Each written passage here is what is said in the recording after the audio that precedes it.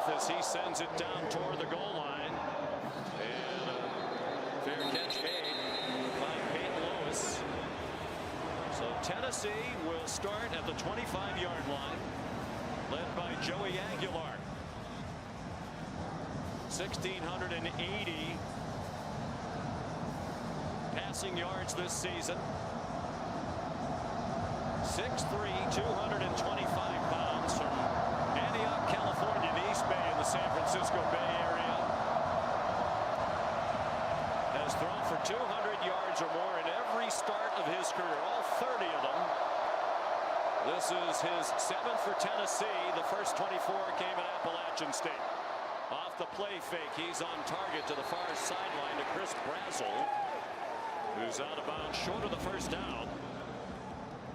An 8-yard gain, and as usual, Tennessee will go very quickly. They run a play about every 21.5 seconds. There was some movement before that snap. A false start against the Vols. Before the snap, false start.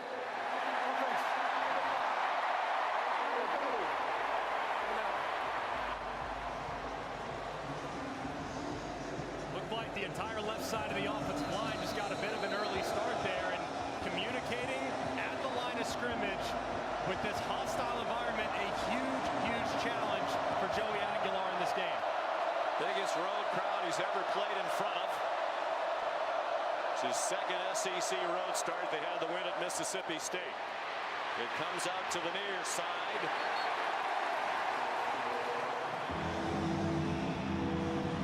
6-yard gain. Davian Brown made the tackle on Mike Matthews. This is something you're not often used to seeing with Josh Heupel's offenses in the past, but this year they've intentionally gone to become a little more deliberate, willing to huddle, especially on critical down and distance like third and short to start the game. Deafening noise. Aguilar under center on 3rd down and 2. Deshaun Bishop, the running back. They are running back by committee. Bishop got the call and he got stuffed. Got barely across the line of scrimmage. Deontay Lawson leading the way.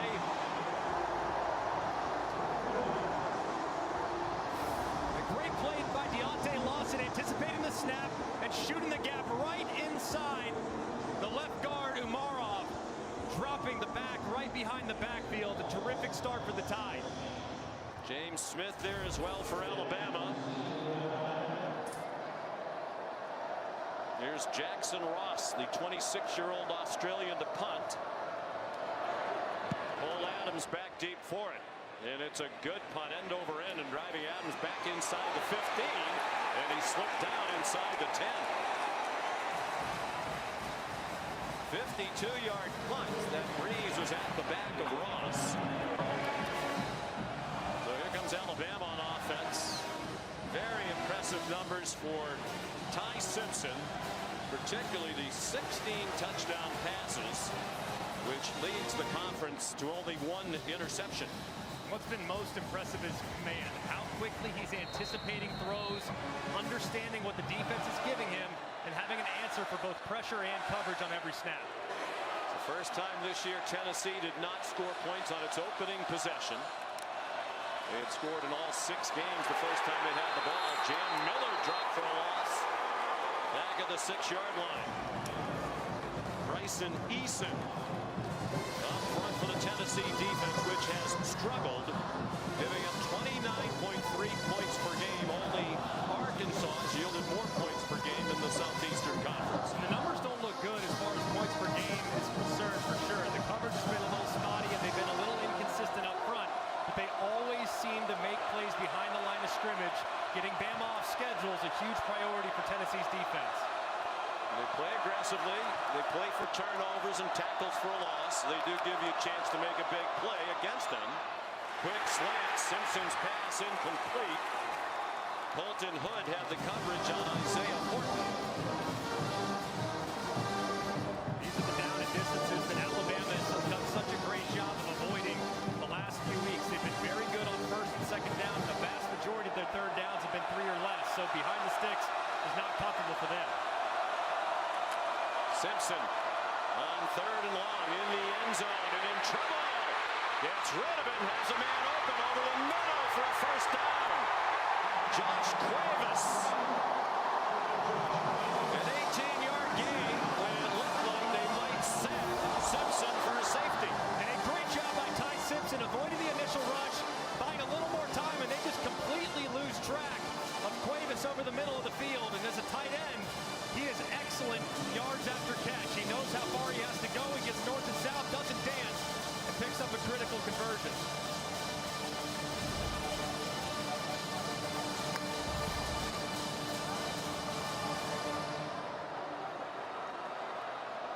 %53 on 3rd down coming in. A very good number. Then they convert on 3rd and long. There's a flag down. Could be a free play. And the pass is over the head of Jeremy Bernard with Colton Hood in coverage again. Offside. Defense. Number 57. 5-yard penalty. Remains first down. I think the biggest change in this Alabama offense this year has been how good they are on 3rd down. Doesn't matter if it's 3rd and long, even if it's 4th and long, like 4th and 8 last week against Missouri. They have been so good. That's why they won the game at Missouri. That's why they won the game at Georgia. And they're off to a nice start against a good Tennessee front. Ryan Grubb, first-year offensive coordinator here at Alabama. Been with Kalen DeBoer a long time. Didn't come with them from Washington. Spent 1 year in the NFL with the Seattle Seahawks.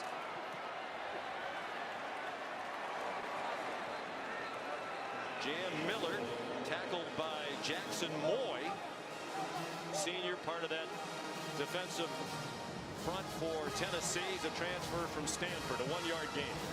This defensive front is very deep. They roll 12 along the front, and they feel really good about just about all of them. Only 12 guys have recorded a tackle for loss for the Volunteers this year. That's remarkable depth in this era. They have 26 sacks, second in the country. They come after Simpson, forced to pull it down. Throws, caught for another first down. Out near the 40-yard line. Larcier Brooks made the catch, the freshman from Millville, New Jersey. And this is something that's very important for Ty Simpson all day, is an aggressive pass rush with really good personnel. He cannot drop too deep in the pocket, but if those pass rushers get pushed, you escape north and south, keep your eyes downfield, and someone might uncover. Kevin Riley, the running back now, as they line up in the pistol, and Riley shifted to the left hip of Simpson. Ty's a Tennessee native from Martin, Tennessee, in the northwest corner of the state. Short completion over the middle to Brooks again for 4 more. Tackled by Jalen McMurray. Similar to last year, both teams were 5-1 when they met in Knoxville on the 3rd Saturday in October. Alabama was ranked number 7. Tennessee was number 11, as the Vols are this year. Tonight, Alabama's number 6. The big difference coming into that game last year, Greg, Tennessee had not given up more than 19 points in a game. They were an excellent defensive team. This year, as we said, not anywhere near as good.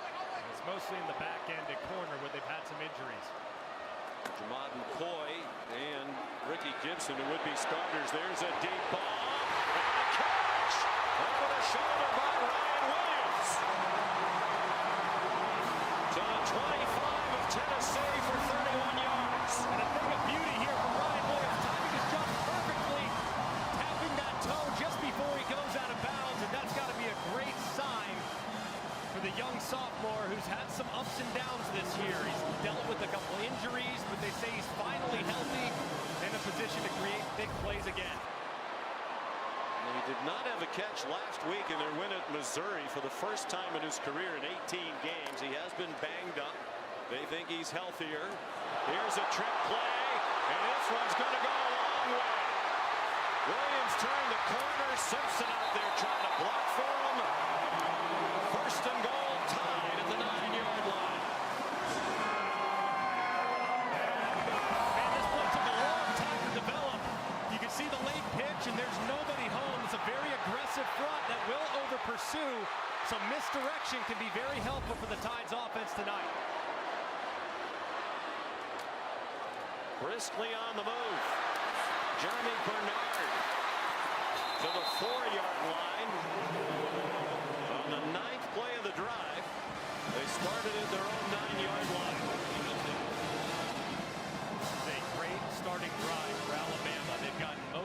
playmakers started. They've got a look at a couple receivers.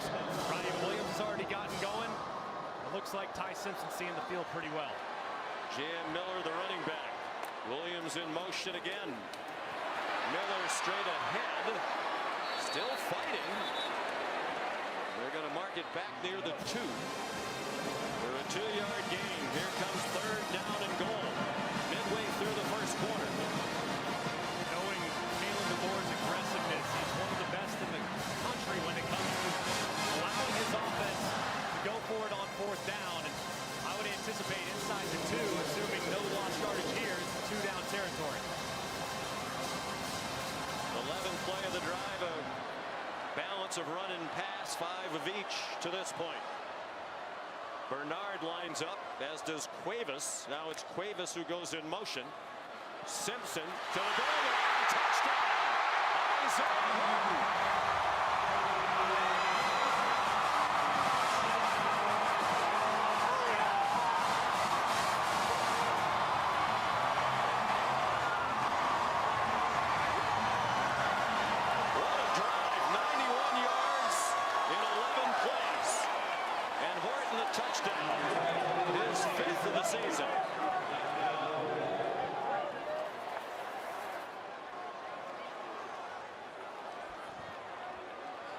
Simpson 5 out of 6 on the drive for 65 yards. Now 17 touchdown passes and only 1 interception. Connor Talty's extra point makes it 7-0. Just a thing of beauty all the way down the field from Ty Simpson, who locates the mismatch on the outside with his big receiver. 11 plays, 91 yards in 6 minutes.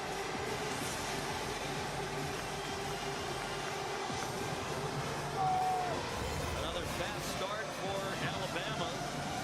Last week in Columbia, Missouri, their first 2 drives, both double digits in number of plays, both ending in touchdowns. And then their first possession tonight goes 91 yards for another TD.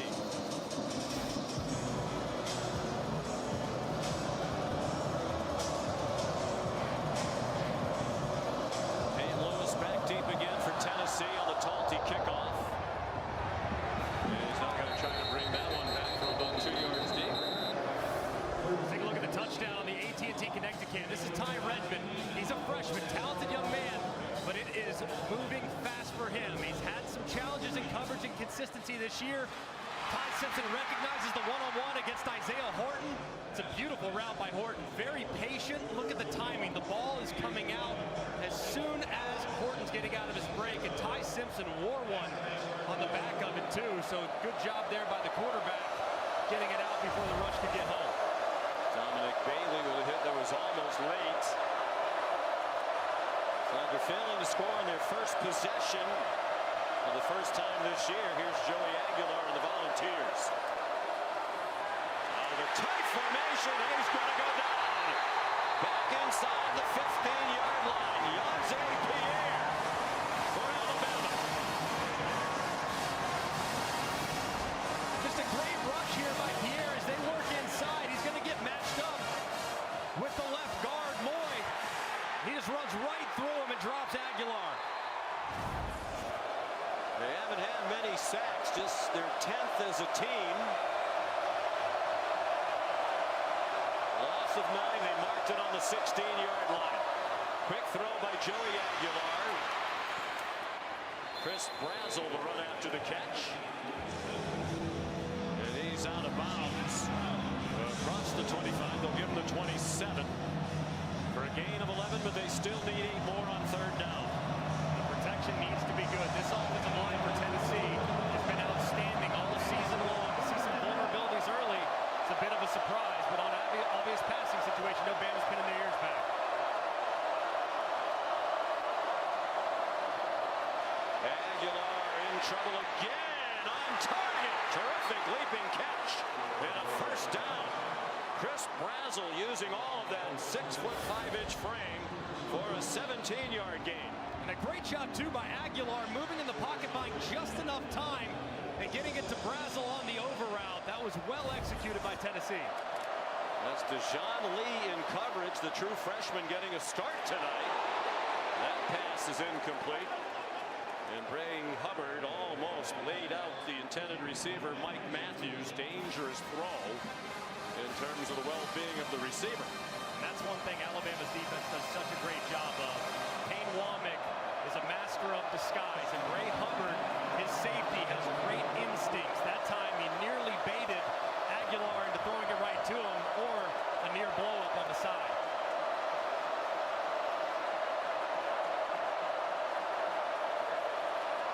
On 2nd and 10, well blocked this time by the Vols, and that one is incomplete. Trying to get it to Braylon Staley.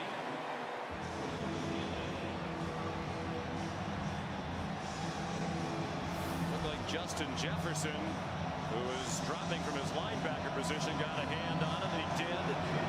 He's a Tennessee native from Memphis. Playing against the Vols tonight. Tennessee, so far another 3rd and long. They have got to be better on 1st and 2nd down to avoid this down and distance. They bring a blitz. Aguilar got it off. It's the tight end, Miles Kitselman.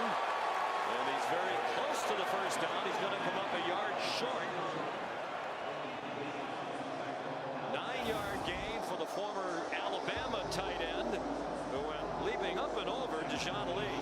And a tremendous effort there by Kitselman, who I think is the unsung hero of this football team. You can see the effort on the progressive pylon cam, and that knee wears the ball as he goes down because he's spotted at the 47-yard line. And I bet they're taking a look at it because it looked like it was a little closer than that. Going on the field, but the runner was short of the line of game. That play is under further review.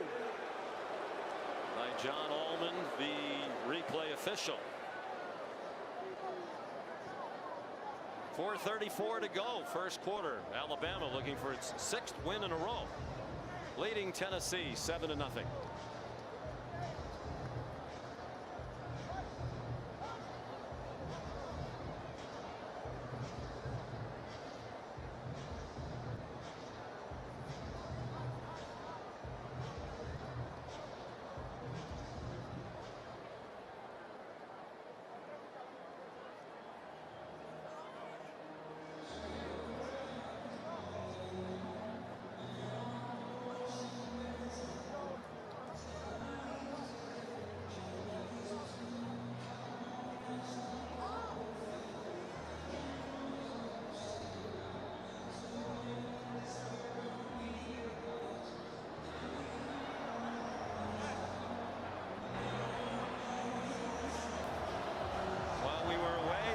Booth confirmed that it was a good spot on the last play. Kitselman's foot out of bounds. The ball not quite to the line to gain, which is the 46. They're about a foot and a half short. Josh Heupel's going for it on 4th down. Crowded backfield. Kitselman has the 1st down. They're now 4 for 4 on 4th down this season. The only team in the FBS that's perfect on 4th down, but 4 attempts is very few. It's amazing, and if you look at their go, no-go percentages, they are 136th in college football. Just 11% of the time when they have that decision to be made, they decide to go for it plus territory. 4 attempts on 4th down is also the fewest in FBS. Again, crowded around Aguilar, who hands it off to Bishop. They got pulled down for no gain, maybe a half yard. Bishop, part of running back by committee. Redshirt sophomore from Knoxville, came as a preferred walk-on despite the fact that he had a prolific high school career, twice Mr. Football in Tennessee. Now on scholarship. Play action pass, Joey Aguilar, man open. And a lunging catch as he inbounds. For the moment they're saying yes. Brazel another catch using that long frame. There's a flag down near side, back near the line of scrimmage. Another player downfield, number 14. He is coming up. 5-yard penalty. 2nd down. Braylon Staley. And it's pretty close, as you can see right here. Staley's right on the end of the line of scrimmage, but you have to check in with the linesman. Looks like he never got off the ball, Therefore, he was covered up by Matthews, who was just outside to his left. So that's kind of on the quarterback and the wide receiver to check in and make sure that you confirm that you're off the ball. So big missed opportunity there for Tennessee. Wipes out a 17-yard gain. Aguilar on target. Staley the catch. Off a 6-catch performance last week in their win against Arkansas that went for a career high 109 yards receiving. Staley, I think, is bound to emerge at some point here in the next couple games. Still a young receiver, but very gifted. And on third down, the guy that they've utilized mostly in these situations is Kitselman, their tight end. He was lined up to Aguilar's left. He looked in that direction and gets sacked again by Yonsei Pierre. Way back on the 46-yard line of Tennessee.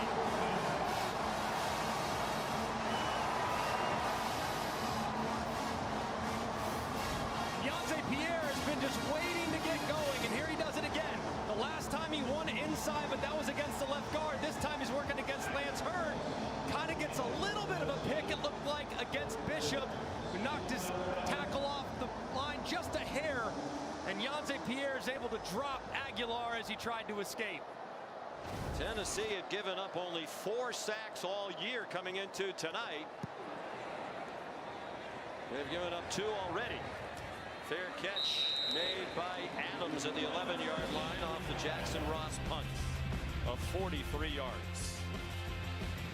7-0 Alabama, 1:45 to go.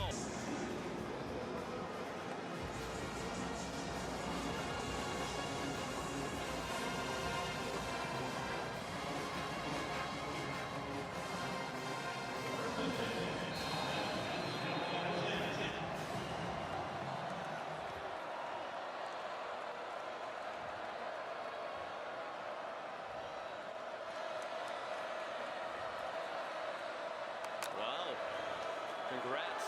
Alex spent some time here in the Alabama program. Long throw, good catch. Ryan Williams on first down from their own 10. That's a 19-yard completion. Ty Simpson to Ryan Williams. And another terrific catch by Ryan Williams. That ball's high. There's not a lot of great vision between the defender, him, and where the ball is coming from. He is off to an outstanding start. He had a big game last year in their loss in Knoxville. He had 8 catches and a touchdown. In fact, he had the only touchdown Ruling on the field is a completed first catch. half. That play is under further review. Alabama led 7-0 at the half last year at Neyland Stadium. Tennessee rallied to win for the second time in the last 3 years, both of them at home. Looked like juggled just a hair as he was going right there. It's a catch. Does it ever touch the ground? He, of course, holds it against that right shoulder pad. Let's see here. Does the ball touch the ground?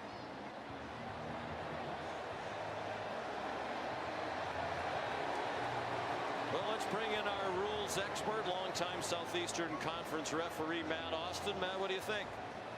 Yeah, Sean, I don't think he ever had firm control of this ball, and I do think as he rolled over that the ball did touch the ground. I think this is going to be ruled an incomplete pass. Yeah, I see what you're saying. Kind of bobbles it there, and right there you have to survive the ground all the way through and maintain firm control.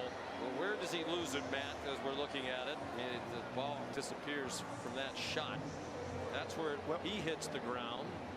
But is it not wedged up against his bicep or shoulder? Well, it's wedged between the part of his hand and his helmet, and that does not constitute firm control in my opinion. So I do think they'll overrule this.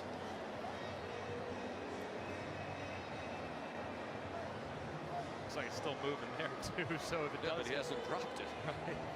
I think it's a tough one, especially with the call on the field was a catch.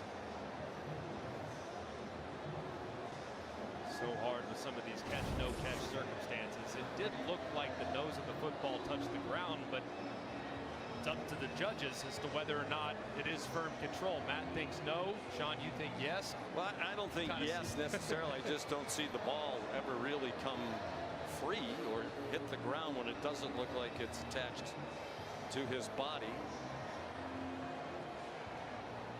Of course, this process takes a while. It is collaborative with the conference. After further review, the ruling on the field is upheld. the original call, partly because there's no indisputable evidence beyond all doubt to overturn. And we have a first time. It's the first time I disagree with Matt, and I was right. Attaboy, Sean. I wasn't necessarily right. I mean, the replay people agree with me, which is also a first, I believe. Hey, we're getting somewhere.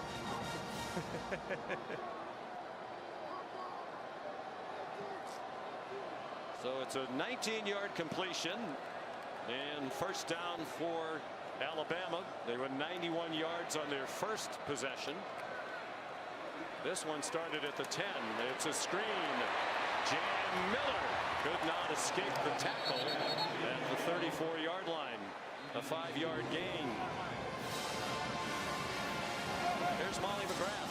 Well, Sean, Alabama coaches told us after nagging injuries, Ryan Williams finally has his speed back, and teammates were celebrating him on the sideline as if he were the one to score a touchdown on that last drive, saying, I told you you were back. And Ty Simpson told him, keep it coming, don't let up. So it looks like they're trying to get him more involved tonight, Sean. They are great friends. We visited 2 weeks ago with Ty Simpson and Ryan Williams together, and Ty Simpson described him as his best friend.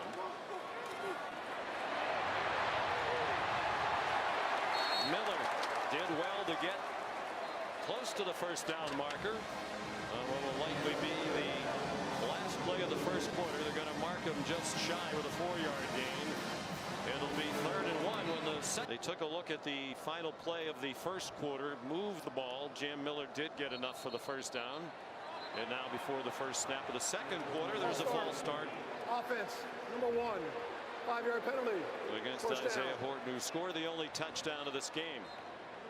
It's the first Alabama penalty. Tennessee's been assessed 3.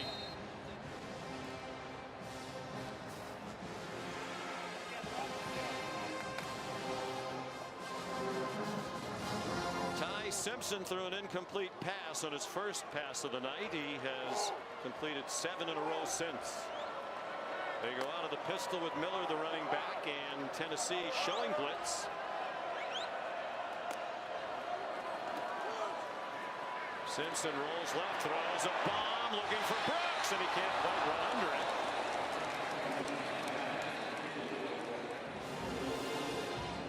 On return, Ty had the coverage. Ty Simpson's dad is here tonight, Jason Simpson, 20 years the head coach at Tennessee Martin. And already in a good mood as his team won today.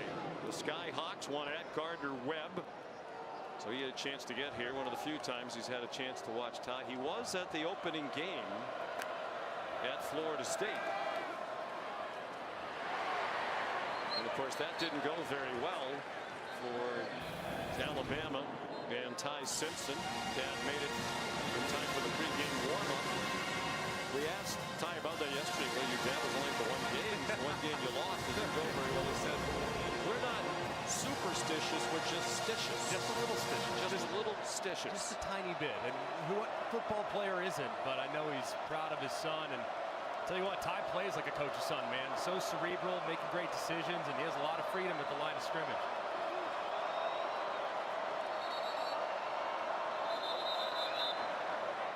Timeout called by Ty Simpson. First charge timeout.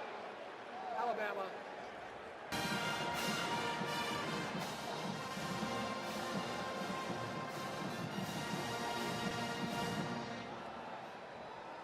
Jason Simpson not just here to support his son Ty, the Alabama starting quarterback. He's here as the father of a recruit, Graham Simpson, sophomore in high school in Martin, Tennessee, is a top quarterback prospect. Already has an offer from Alabama and several other schools. They're sitting with the recruits, not with Ty's mom, Julie's, in another section. Ty's the oldest of 3, sister Emma, the other sibling. Here's 3rd down and 9. They're 2 for 2 on 3rd down. They had a 3rd down and 13 conversion on their touchdown drive to start the game. Simpson a bullet, and the ball comes out and ruled an incomplete pass. Lonnie Brooks couldn't hang on to it. On the field is an incomplete pass. 4th down.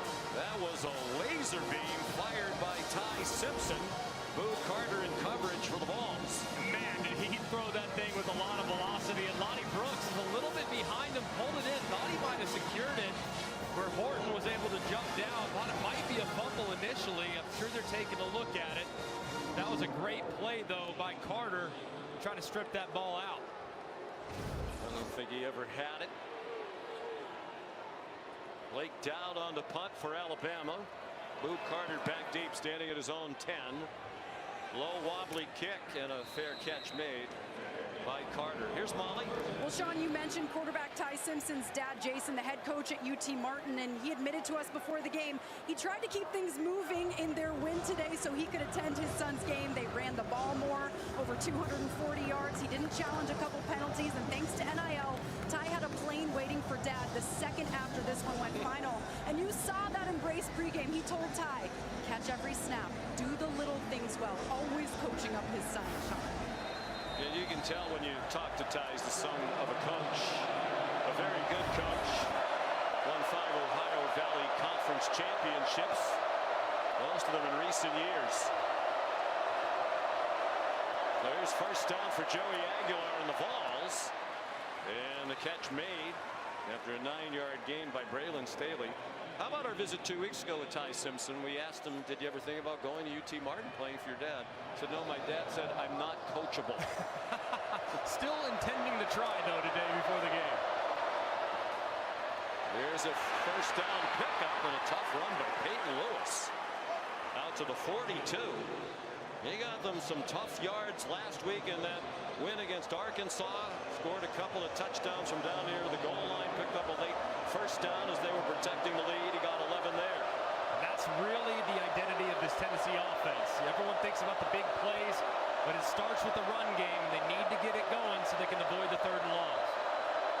They rushed for 264 last week in their win over the Hogs. Lewis out near midfield with a 6-yard gain. Tennessee came into tonight, and they've been one of the highest scoring teams in the country all 5 years under Josh Heupel, having scored at least 34 points in every game this season. The only other team to do that was Texas Tech, and as Kevin Nagandi just showed you, they did not reach 34 in their loss at Arizona State tonight. Aguilar on target.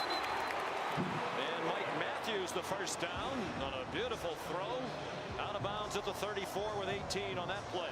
And that's a throw right there that I don't think they had in the offense last year. I mean, that is a field side comeback, circus route, 15 yards downfield from the opposite hash. They just didn't trust Nico Iamaleava to make that throw, but they love Joey Aguilar's arm, and that's a big reason why he's wearing the orange and white. He's definitely more consistently accurate than Nico was. Lewis, the ball carrier again. Sophomore from Salem, Virginia, got 2. One thing with this offense, this is called the fringe part of the red zone. Traditionally, the red zone starts at the 20-yard line, but in an offense that's built on creating explosives, this is, in many ways, the red zone extended. So they love on 2nd down to go heavy play action and try to take a shot. So Alabama needs to keep their antenna up.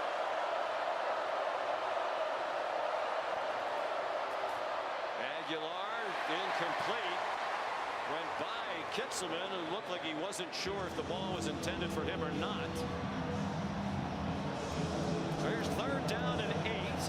They are on the fringe of field goal range for Max Gilbert. Kane Womack, the defensive coordinator for Alabama, this is an area of the field where he likes to bring pressure. He likes to heat up the quarterback because a sack likely knocks you out of field goal range. The Vols 1 out of 4 on 3rd down. Aguilar got it off on target.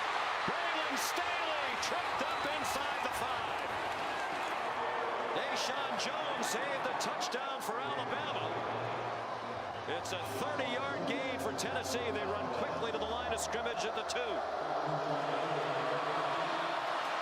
Lewis dropped for a loss.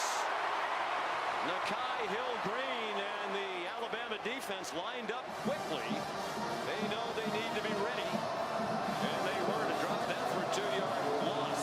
And when Tennessee gets inside the 5-yard line, they are 90+% run. Why? Because the passing attack where they stretch the field disappears when the field condenses.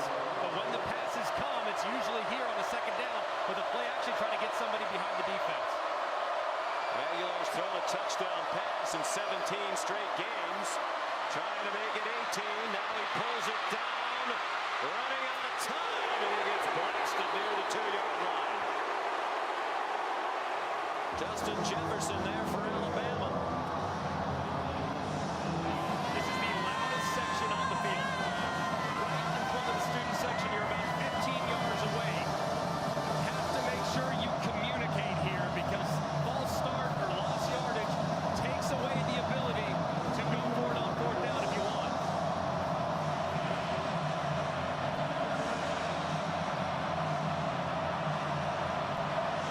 Third down and goal from the 2. Lewis, the running back. Kitzelman shifted toward the backfield. Aguilar, touchdown! Braylon Staley in the back of the end zone.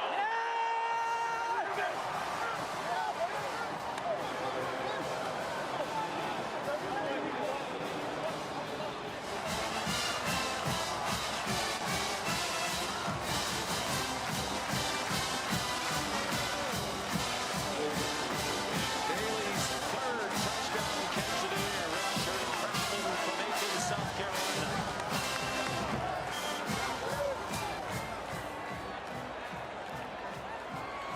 10 plays, 78 yards. Staley in 3 catches on the drive, including the touchdown. Max Gilbert to tie it. And it's 7-7 with 9:46 to go in the first half. You're watching the Dr. Pepper Championship drive. Game of the week from Tuscaloosa.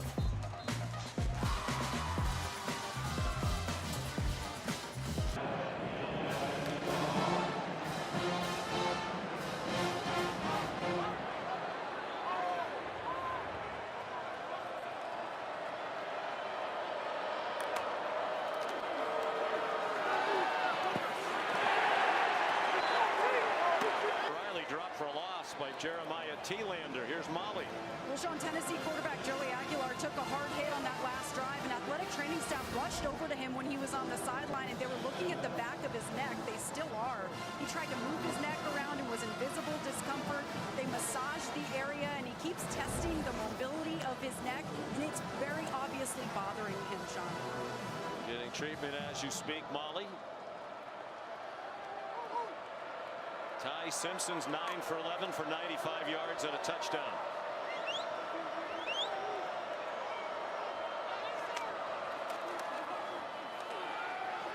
Riley again, nothing doing. Joshua Josephs, the outstanding defensive end. They call it the Leo position, hybrid of a defensive end and an outside linebacker. This group for Tennessee along the defensive line is so good at gap penetrating. Now, that aggressiveness can sometimes come back to bite you because you might get out of position from time to time. But when they win inside against an offensive lineman, they almost always drop the back behind the line of scrimmage to set up long yardage situations. Tim Banks is the coordinator. They've had 446 tackles for a loss since 2021. That is most in the Southeastern Conference. They have talent up front, and they attack. Schematically, Simpson incomplete. Intended for Brooks. There's Banks on the right of your screen. Jalen McMurray was in coverage for Coach Banks. And that was an excellent 3-play sequence for Tim Banks and this Tennessee defense. The offense gives them life. They've now tied the game, quieted the crowd just a bit. You force an immediate 3 and out. And all 3 plays played right into the strength of Tennessee. Negative yardage plays on first and second down, forcing long yardage third down. Blake Dowd, the first-year punter. Boo Carter's back for it. He signals for a fair catch and makes it inside the 20. Held in that huddle.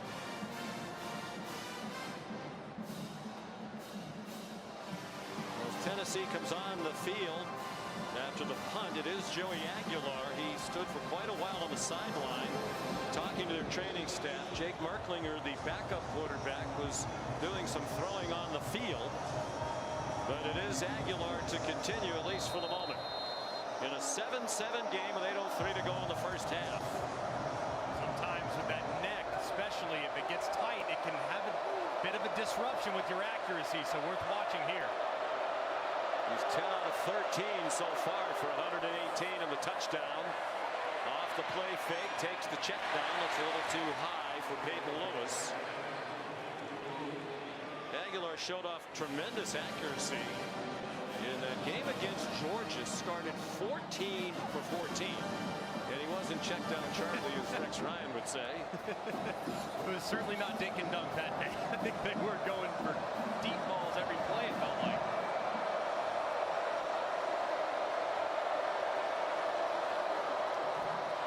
Sends it out very wide to Brazel, who got knocked down short of the line to gain.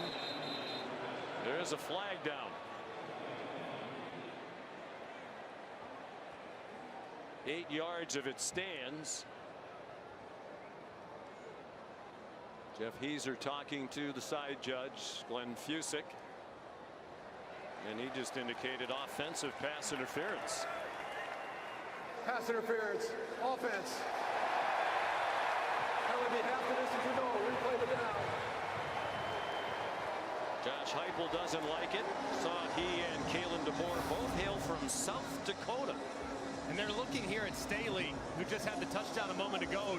He engages in contact there with the wide receiver, and the wide receiver is a little bit further downfield. So if he's behind the line of scrimmage, you can do something like that. But because he's a little bit beyond that initiation of contact before they catch it, you cannot initiate that contact before. Matt Austin concurred that it was a good call. Brings the ball back to the 9-yard line. Second down and 19 midway through the second quarter. Aguilar stumbles in the end zone. Got rid of the ball. For the moment, it's a free ball. And the officials are marking it down at the 1. And Alabama's in possession of it. It looked like he didn't get it past the line of scrimmage. He didn't get out the tackle box, and there's no intended receiver in the area. It might be a safety. Yeah, it's going to be intentional grounding in the end zone and a safety. Because the foul happened and the intent results in a safety.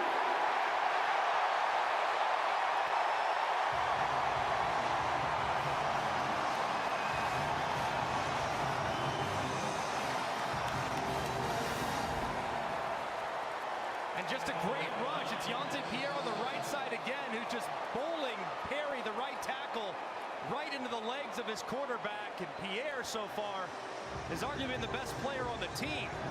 It's now 2 sacks and a forced safety here as he walks that big right tackle Perry into the lap of Aguilar. Unfortunate for Tennessee. Aguilar got tangled up with his right tackle Perry. The offensive line play has been excellent coming in. They lost 4 starters from a year ago. For the new offensive line, coaches were raving about what a good job they've done. As we said earlier, they've given up only 4 sacks all year. 8th fewest in the country, tied with Vandy for the fewest in the SEC starting today. And you mentioned Yonte Pierre. Number 7 is now number 47. Quay Rousseau injured. Jamarian Latham injured. And for the most part, Pierre was waiting behind them. We talked to the coach in 2 weeks ago. I said, you know what? Pierre's really good. Yeah. And this is his first multi-sack game of his career. Redshirt sophomore from Eufaula, Alabama. First of many. I mean, this young man's got a lot of juice off the edge and has the length. I mean, he looks like a prototypical edge rusher that we've seen in crimson and white for a number of years. So the free kick comes from the 20, Turbeville. And Lazier Brooks from the 15. And he reached the 31-yard line. Tackled by Trey Poteet. So far for Alabama, the run game really hasn't been there. Jam Miller's averaging just 1 yard per carry. Kevin Riley, his 2 carries have gone for -2. The only guy with anything going on the ground is Ryan Williams, and that was on a big reverse. So at some point, Ryan Grubb is going to have to find some movement up front in the run game to take the pressure off the pass. Very impressive opening drive, 2 punts since. They shift back into the pistol with Jam Miller behind Ty Simpson.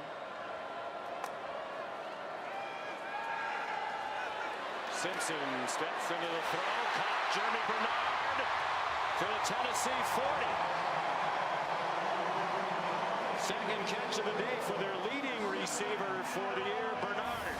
And this is a really decisive throw here from Ty Simpson. Off play action, big dagger concept to Bernard, working underneath the linebacker T-Lander, and the ball is perfectly on target. We told you in the open that Ty Simpson's among the best quarterbacks in college football, working the middle of the field, particularly between the hashes, and the Simpson family, his dad Jason, loving what they just saw.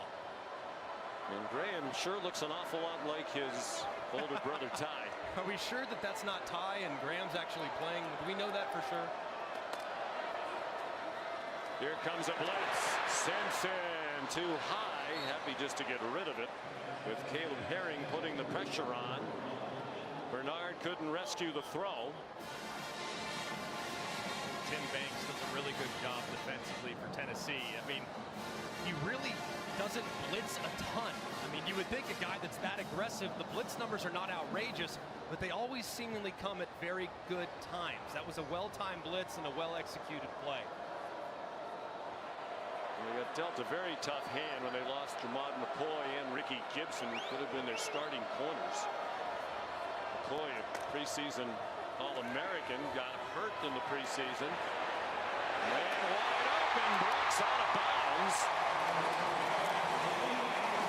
And if been able to stay in bounds, he might have taken it all the way.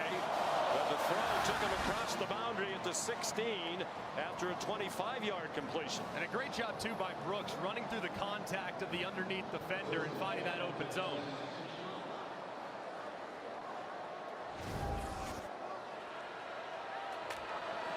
Brian Williams went in motion.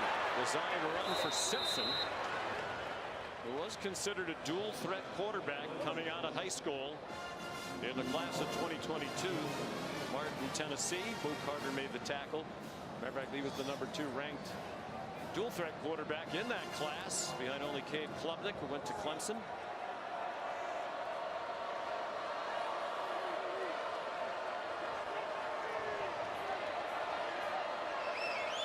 He grew up in Tennessee, surrounded by volunteer fans, was heavily recruited by the Vols, said they were really the runner-up when he had to make his decision where to go, and he chose Alabama. Simpson caught. Good hands catch by Ryan Williams. First and goal, Bama at the 2. 14 more on the throw by Simpson. Another really nicely timed throw by Ty Simpson, and throwing Ryan Williams away from the outside defender, finding some more grass.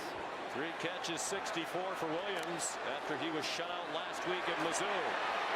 Jam Miller inside the 1-yard line. Simpson's velocity looks fast even in slow motion replays.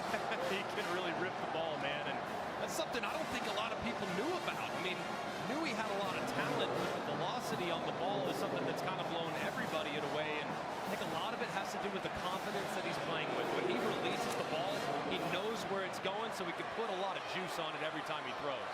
There's his mom, Julie, looking on anxiously. Second and goal. Simpson under center. Cuevas the move man. The pitch back to Miller for a walk-in touchdown.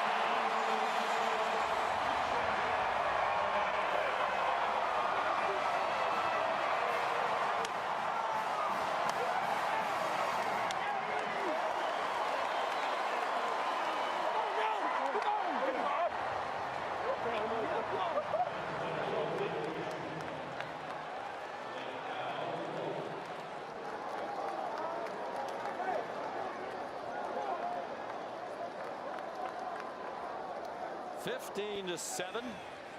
69 yards after the free kick. Following the safety, Connor Talty adds the extra point.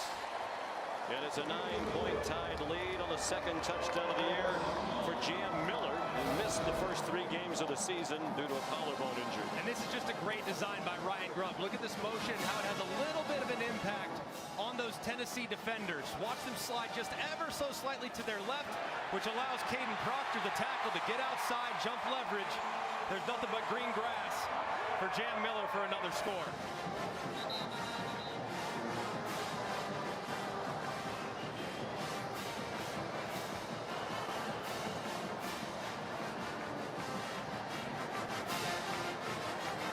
The Simpson family.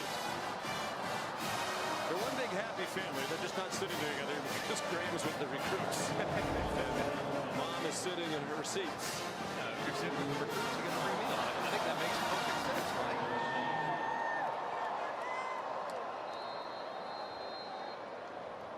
Kalen DeBoer and the Tide looking for their 6th win in a row.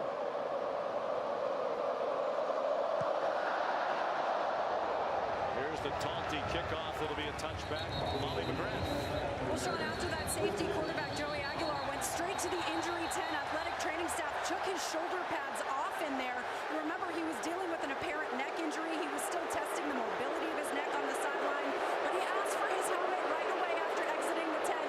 Looks like he's trying to play through that discomfort, Sean. All right, Molly, thank you. And he's tough as nails, man. I got so much respect for this young man. He's going to fight through anything. Sean referenced already, he's just so blessed and proud to be here after the journey he's had. But if you look at the last drive, one throw was very accurate, one throw was just off the mark. And like a high-powered sports car, you need everything in line to be as accurate as possible. So watch his accuracy here.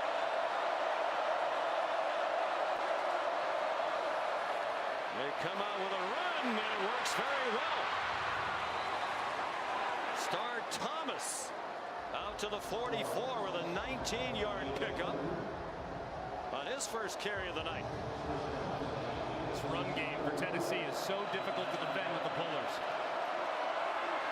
Now Aguilar play fake. He pulls it down and runs ahead. And now a flag down on the tackle.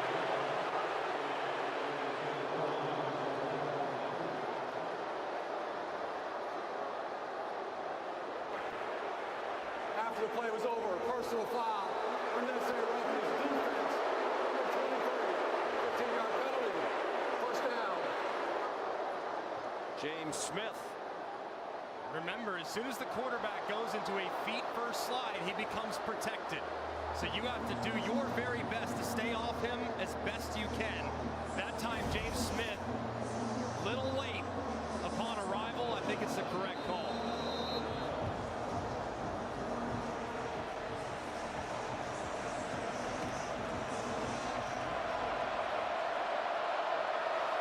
You'll notice if you watch Tennessee over the years, they don't go consistently at the blistering tempo of years gone by, and that's by design. There's a flag before the snap. Heupel's going to be irate because the umpire signaled false start when it looked like a defender might have jumped in the neutral zone. I'm sure that's what he's trying to argue right now.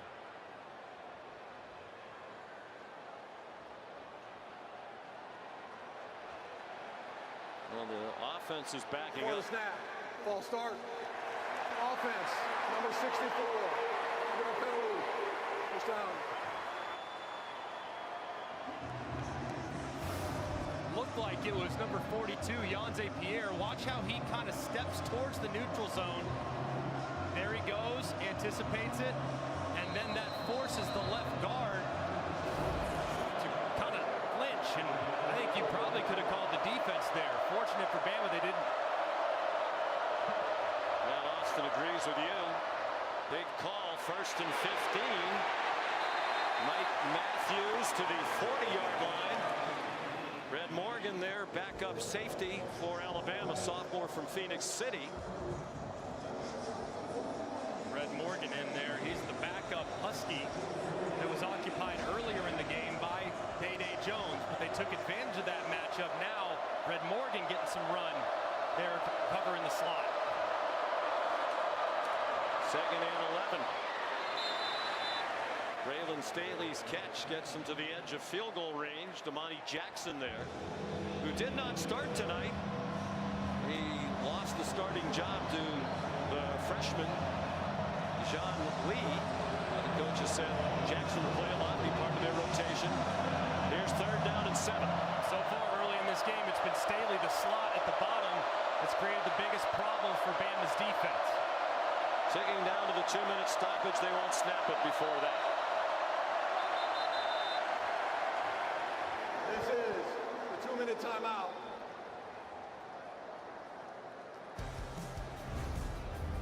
Two minutes to go in the half. Pierre presence on. It's the third Saturday in October. It's the date in which these two teams have met every year since 1939. Alabama's won the last 10 played here. And they lead this one 16-7 at the 2-minute timeout. 3rd and 10 Tennessee at the tied 36. Keep an eye on Staley in the slot at the bottom. He's been the biggest problem for Bama's defense so far. It's a middle screen. And they're short of the first down by 2 yards. The tight end, Miles Kitselman, who's now played in 2 games for each team in this rivalry. The first 2 at Alabama and the last 2 years for Tennessee. Please reset the game clock. It'll be 4th down and 2. And a timeout call. We'll see what Josh Heupel elects to do. I would assume, Greg, that he will go for it, although as we chronicled earlier, he's only gone for 4 4th downs all season, including 1 tonight. Yeah, I think at this point you're acknowledging that Alabama's offense is going to be tough to stop throughout the course of the game. They've played well against the run, but the back end remains a bit of a challenge, especially with those wide receivers and the reemergence of Ryan Williams. So I think knowing that 7s are going to win this game, not 3s, I totally endorse going forward here on 4th and 2. And a compelling game. 2 5-1 teams. Alabama 3-0, not even to the halfway point of the conference schedule, and yet only one other undefeated team in the conference, and that's Texas A&M. And Columbus went down in that classic at Georgia today. They are going for it on 4th down and 2 from the 31. They are in field goal range. Star Thomas is the running back. On the right hip of Aguilar. Pressure right up the middle. Aguilar got it off. Caught. First down. Miles Kitselman. They came after Aguilar. Plenty of poise to complete the pass. And a great job by Aguilar, knowing the all-out pressure is coming from Alabama's defense.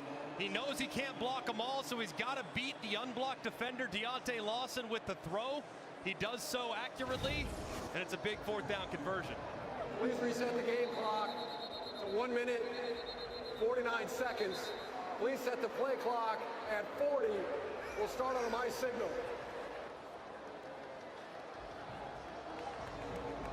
Kane Womack, the defensive coordinator, has to be pleased with what they've done so far. They've held the leading scoring team in the country to just 7 points. With 1:40 to go on the clock, now running again. Left in the half. No need for Tennessee to be in a huge hurry, especially considering how good Alabama's been stealing points before the half. Aguilar, and it's broken up. Well played by Red Morgan, who had the coverage on Braylon Staley. Day-Day Jones struggled early in this game, locking down Braylon Staley, and they sub in Red Morgan. He makes a good break on the slant to break up the pass.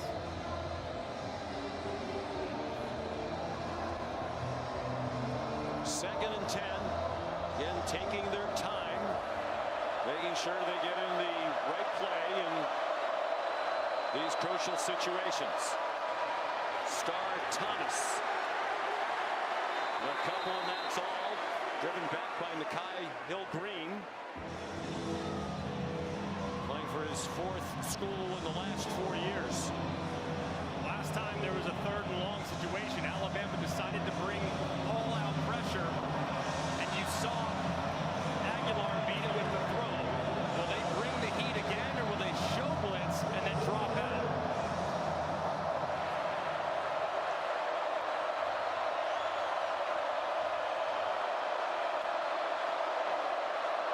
They rush 4, including the linebacker Jefferson. Now Aguilar with some running room, needs the 17. And he got close. Justin Jefferson pursued him. It's 4th down again. And looks to be less than a yard from our vantage point as we look at it from the Progressive Pylon cam. And really good pursuit there by Justin Jefferson, but it does look very close, probably just the nose of the football shy as he travels out of bounds. Running on the field was the runner was stopped short of the line to gain.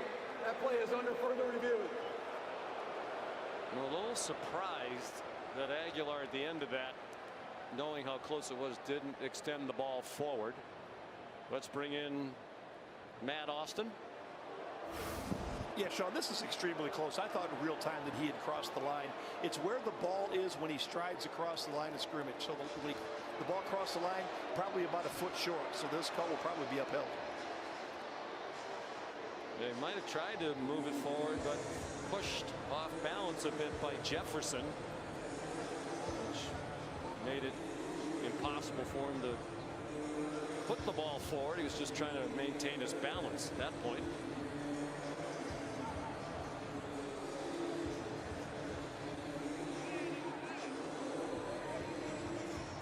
He is fun to watch. 24-year-old Joey Aguilar. Perhaps you saw the feature on game day. No offers out of high school in the San Francisco Bay Area. Went to City College of San Francisco. He redshirted for a year. 90-minute train ride on the Bay Area Rapid Transit back and forth every day. Then they didn't have a season in 2020 because of COVID. He thought that might be it for football. He was thinking about becoming a firefighter. Friends and family convinced him to take one more shot at football, so he went to Diablo Valley Community College, a little closer to home. Fared well, wound up at App State, 2 years the starter there. Was going to go to UCLA out of the portal, was at UCLA in fact. Here comes the verdict from Jeff Heiser. After further review, the runner is short of the line to gain. It will be fourth down. So he goes to UCLA, he thinks he's going to be the starting quarterback. 17. Tennessee has a very nasty divorce with Nico Iamaleava, who apparently wanted more money in NIL. Tennessee were not doing that. Maleava goes to UCLA. Now Aguilar doesn't have a starting job. Tennessee needs a quarterback. They knew very little about Joey, but it's a marriage that worked out very well. And Joey Halsley, the offensive coordinator, said, I talked to everybody that ever worked with them. Everyone could not sing his praises more. They really did their homework, and they got a good one in Aguilar. Here's another fourth down, 2 for 2 tonight. This is inches. And they hand it off to the tailback for a first down, Deshaun Bishop. Now Tennessee needs to start picking up the pace just a little bit. That's Jose Aguilar, Joey's dad, here tonight from Antioch, California. And Josh Heupel is using his first timeout. He might have wanted a few more seconds back on the clock. Stay tuned for the Capital One halftime report. Kevin and Booger standing by. It's been a very eventful day, particularly here in the SEC. Such a fun couple of games, man. Just no need to change the channel today. ABC from noon all the way through the night with the Vanderbilt win. What a tremendous job Clark Lee has done. And of course, how about the gutsy performance by Georgia and their offense? They find a way to win. What a shootout with Ole Miss today in Athens. So here it's a 9-point lead for Alabama, but Tennessee's on the move. They did put a little bit of time back on the clock. 11 play of the drive for Josh Heupel's team. Joey Halsley, the offensive coordinator, calls the plays with plenty of input from Heupel.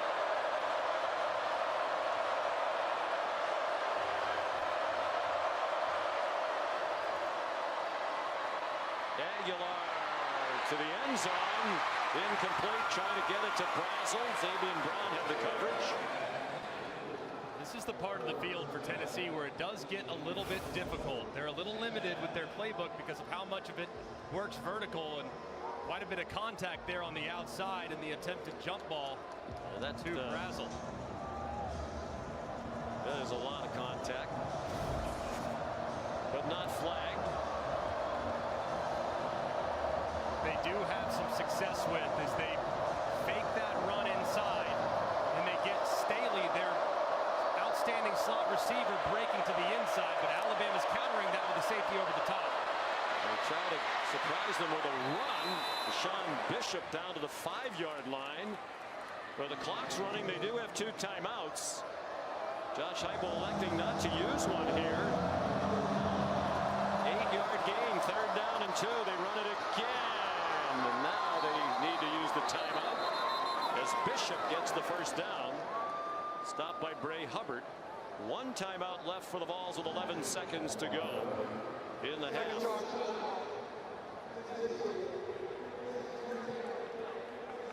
Time to take a look at tonight's playbook brought to us by Modelo. Alabama's first possession, 91-yard drive in 11 plays. Isaiah Horton, the touchdown pass from Simpson. Staley tied it, and then the safety as Aguilar got his feet tangled up with an offensive lineman. That made it 9-7. Jam Miller touchdown run of the extra point, 16-7. And now it's Tennessee on the move, poised to score and hoping for 7. And inside the 5-yard line, every game leading up to this one, Tennessee is 90+% run. Cannot emphasize that stat enough. That is a ridiculous tendency. You do have that timeout, so you have your whole playbook available. No need to throw it by any stretch, so you can run it, earn that timeout if you choose. So I expected them probably to stay with what they've done up to this point by running the football. 13 seconds on the clock now.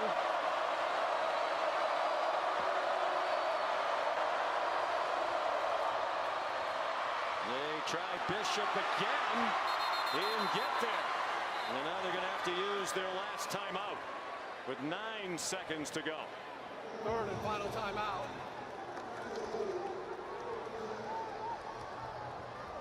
Looked like Bishop, as he was churning forward, just ran into a brick wall of Crimson jerseys. Thought he might have some surge, but the big bodies inside drop him at the 1-yard line. And now for Joey Halsley, This will be a full 60-second timeout. 60 seconds in length on the timeout. the offensive coordinator, you almost are forced to pass. You can get 2 plays here, but you're gonna have to go to the air, and you got to remind your quarterback you cannot, under any circumstances, take a sack in the event in which there's pressure, because a sack ends this half with no points stolen.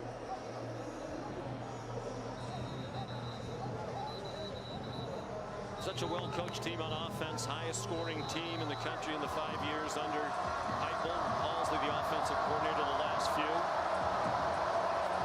Changed it up in the offseason, visited with some NFL teams, put some more shifts and motions into their offense to try to free people up to get open. 15th play of the drive. 2nd and goal from the 1.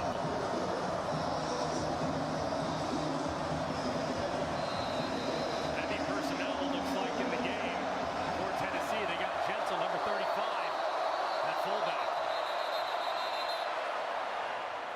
3rd and final timeout. Alabama. Called by Alabama. 30 seconds in length. So each team out of timeouts in this matchup of 2 South Dakota natives. The only 2 head coaches in FBS out of the 134 from South Dakota. Josh hails from Aberdeen, and Kalen DeBoer about 96 miles away down Highway 12 from Millbank, South Dakota. 2 of the very best coaches in the country.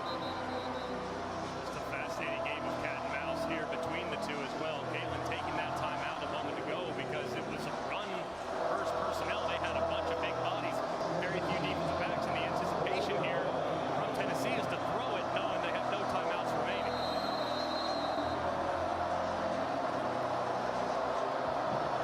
Line up again in what you would think is a run formation, but it's hard to believe they try that, because if they don't score, the half's over. And it's a play action pass. And it's intercepted. Sabian Brown with 1 man who can catch him. Sabian Brown all the way. Touchdown, Alabama.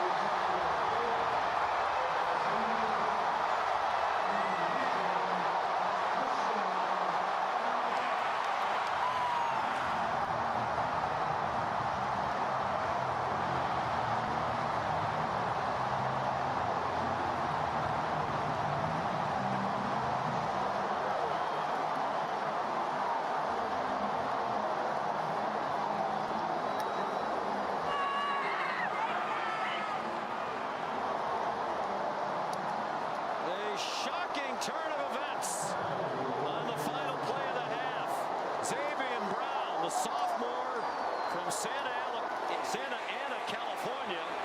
A 98-yard interception return. And Talty falls down the extra play. There was a little bit of a bobble on the hole. Kane Wommack's defense with an enormous play.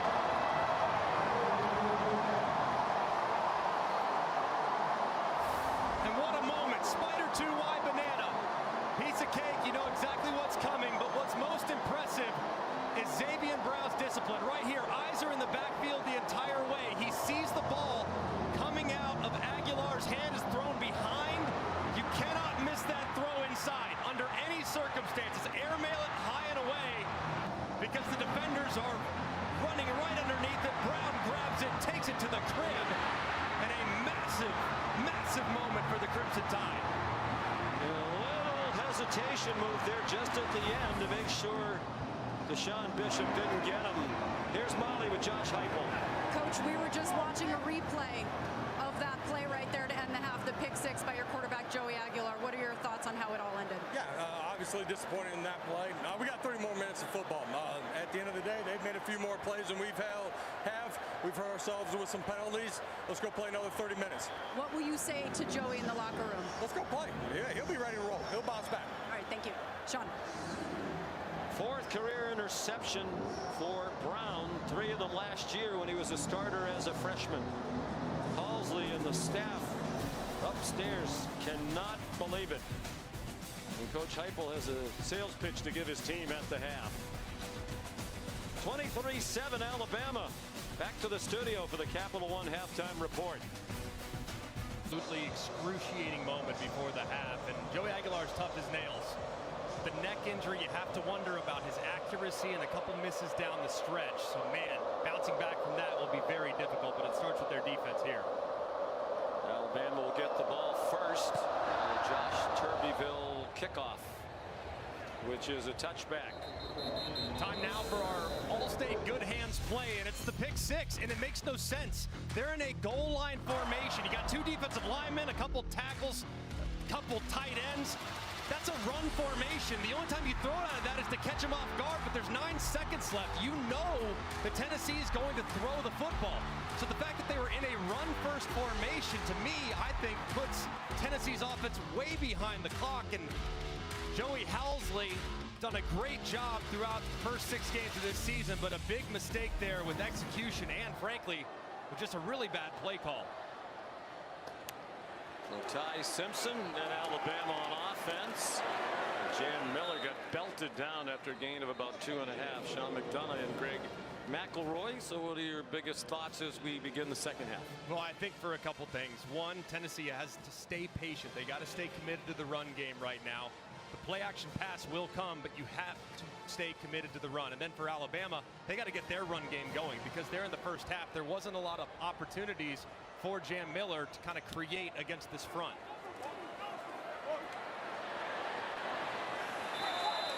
Miller dropped for a loss. Here's Molly McGrath. Well, Alabama head coach Kalen DeBoer told me there was great energy in the locker room after that pick six to end the half. He said, we are a better team when our energy is high, and he told his team to hold on to that momentum, stressing the importance of scoring on this first offensive possession. But like Greg said, DeBoer stressed we can be better offensively. We want more domination in the run game. And the message among players in the locker room was finish this. Don't let them come crawling back. Remember, quarterback Ty Simpson criticized his team for their inability to finish games, guys. Neither team has run it well. Alabama has just 23 yards rushing, but that's really been the case all season long. Ty Simpson stays on his feet. Didn't get the first down, but did make the 29-yard line. It'll be 4th down and 6 after a 7-yard gain. Jordan Ross made sure Simpson didn't get the first down. Great opening drive there for Tennessee's defense, and just trying to get some of that momentum back that they were starting to create at the end of the half.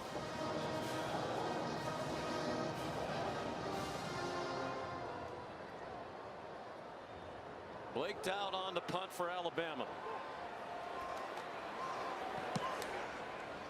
Not a very good one. Low and short. Boo Carter taken out of bounds at the 39-yard line. Dre Kirkpatrick Jr. 40-yard punt, 9-yard return. So a good start to the half after the disastrous ending to the first half. A 3-and-out forced by the Tennessee defense. Here comes Aguilar. 14 out of 21. 18 straight games with a touchdown pass now, but a very costly interception that was returned for the score by Alabama. He's been in this spot before. He's got 48 career starts at the college level between JUCO and App State and Tennessee. So he's been in the storm before. He can bounce out. Deshaun Bishop tripped up by Xavier Brown, who had that 99-yard pick six. Brown started every game last year as a freshman. Did have one touchdown last year on a fumble return for a score against Mercer.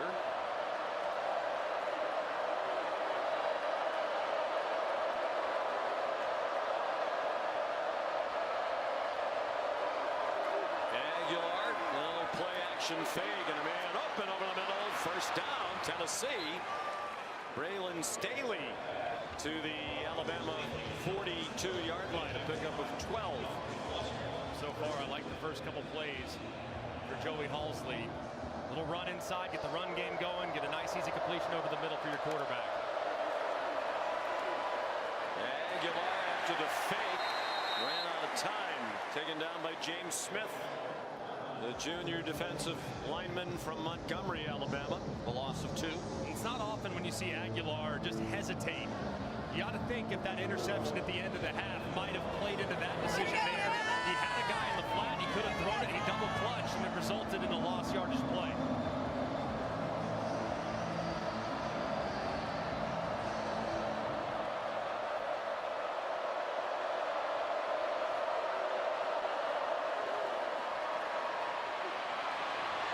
Bishop, nice cut. Deshaun Bishop might go the distance. Touchdown, Tennessee.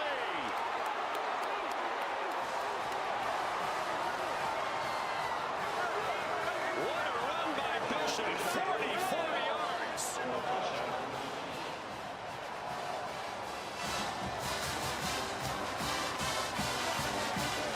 Now what a response to that calamity at the end of the first half. A 3-and-out on defense and a quick score when they get the ball back.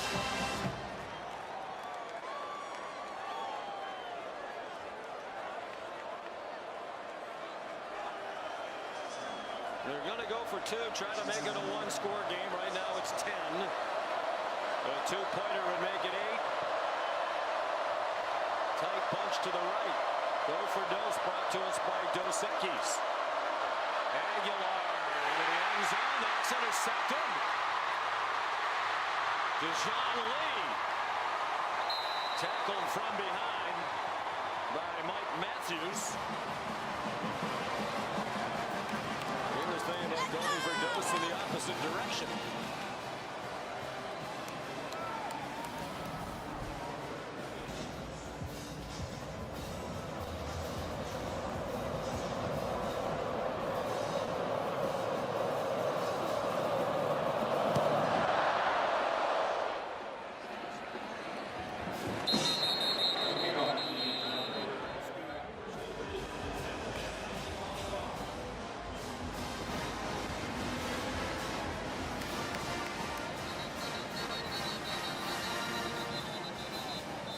To allow Tennessee to capture the edge, and that's just really poorly done at the second level by the Tide. Bishop makes a couple guys miss, they take a couple poor angles, and he's out the gate. Just a tremendously well blocked at the point of attack, but it's all Bishop once he gets past that first line of defense. He just about doubled their rushing total for the night. Prior to that touchdown, they had 43 yards rushing on 21 carries. He went 44 for the score. Ty Simpson out to Jeremy Bernard, who's knocked down from behind after an 8-yard gain. Here's Molly. Well, Ty Simpson was frustrated on the sideline, immediately coming off the field, got in the faces of his offensive linemen, clapping and yelling loudly, saying, hey, get your head back in the game. Calm down. We cannot afford to let them back in this. And the coach's son sounding a lot like a coach down here, guys. Well, he didn't like that even though they wanted Georgia, they were shut out in the second half. Ty was frustrated after the game last week at Missouri. They held the ball for over 38 minutes but had just 27 points. He thought there was more there, so he wants to keep his foot on the accelerator with his dad and brother watching. I think it's a big third down for Alabama. 3 and out on the first drive, possibility for 3 and out here on the second drive, and here third down and 2 or so. They love to utilize these bunch formations. Could also motion the back end of the backfield, but Ryan Williams has been the go-to guy in the passing game today. There's 3 catches, 64 yards. The deep and talented receiver group. This is Jeremy Bernard. Spins away. First down, out of bounds, just shy of midfield. Chased out by Andre Turrentine. That's a great job by Ty Simpson, recognizing the man coverage against Boo Carter with his best, most reliable wide receiver. And Jeremy Bernard wins on the out route quickly. Accurate throw for the conversion. Bernard very nearly didn't come back for his final season of college football. He thought long and hard about going to the NFL draft after he was Alabama's leading receiver last year. A conversation with Ty Simpson helped convince him to stay. Ty trying to set up a screen. It's batted down. Knocked down by Edwin Spillman, who did not play in the first half tonight because of a targeting ejection in the second half of their win against Arkansas last week. That was really nearly intercepted too, because it looked like Spillman got both hands on it. The freshman almost reeled it in. That would have been a heck of a play.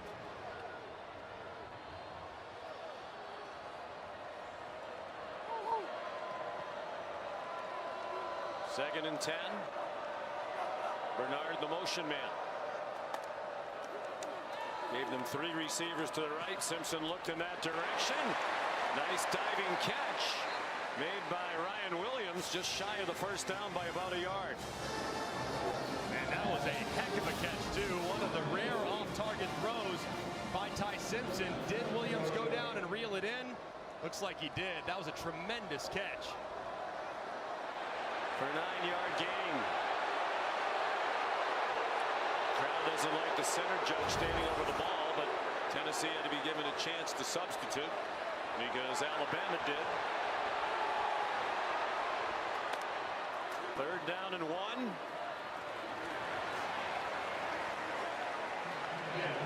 And the first down picked up by Jam Miller. With this drive marching the way it is, this is kind of the area of the field where you might be thinking a little pressure with the momentum the Bama's starting to create offensively. But also, if I'm Ryan Grubb, this is the spot where I want to take that shot. Hard play action. See if he can throw it over the top to Ryan Williams.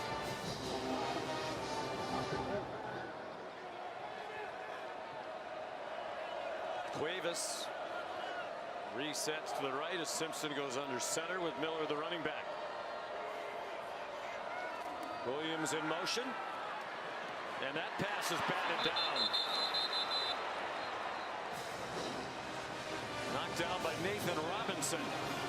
Looked like there, Bama was anticipating that pressure that we just talked about. What beats pressure?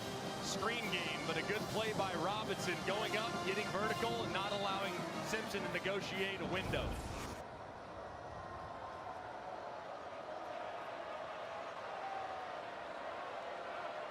Robinson, a big man, back up in that defensive line, 6'6", 300-pounder. You got man coverage right now being shown by Tennessee.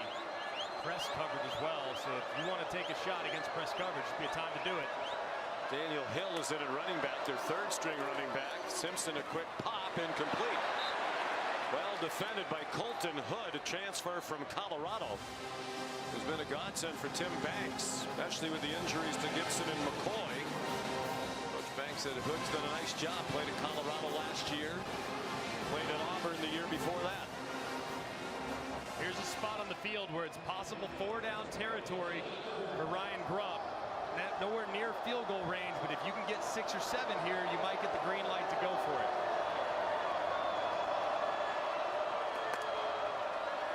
Two for 2 on 3rd down in this drive. Simpson surrounded. Ball pops up in the air. No whistles yet. That's a live ball, at least for the moment. And it looks like Joshua Josephs has it for Tennessee, and it's volunteer ball. Ruled a fumble. Most of the players seem to think it was an incomplete forward pass, but there was no whistle. And at least for the moment, to the dismay of Kalen DeBoer, it's Tennessee ball near midfield. It looked like it was Jordan Ross coming around the left side with Caden Proctor trying to get a hand on it. As Ty Simpson's pulling it, looks like there the hand does look like it's moving forward. He does collision the left shoulder of Proctor. I still think he had control as that hand began that move towards the line of scrimmage. Well, Simpson was aware of it immediately. He started after the ball. Actually, then he stopped. Yeah, he did hit, it appeared, the shoulder of Caden Proctor, his own tackle. The officials still conferring. And a lot of the players not aware that that was a free ball. Simpson went diving for it, but didn't possess it. And Josephs got it back. If it stands, it's just the third turnover of the season committed by Alabama. And after the conversation, the officials are saying volunteer football.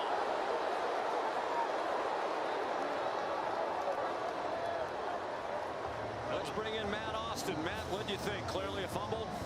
I think it is a fumble. I don't think he has firm control when that hand starts forward. I don't know if it hit his own player, but it looked like as his hand came forward, that ball was already popping up the top of his hand. It did look like the nose of the football as he stretched it back to release the ball. He did hit his own player, Caden Proctor. And then it's whether or not the firm control was there as he followed through. And I'm kind of with you, Matt, the way it came out of his hand. And just the third turnover committed by Alabama this season. Mike Matthews, the intended receiver. The pass from Joey Aguilar. Alabama started the night in third in the country in fewest turnovers. Only Temple and UConn committed fewer, one each. But momentum has turned against Kalen DeBoer and the Crimson Tide. A touchdown for Tennessee here in the third quarter, and now a takeaway. Their 12th forced fumble of the season.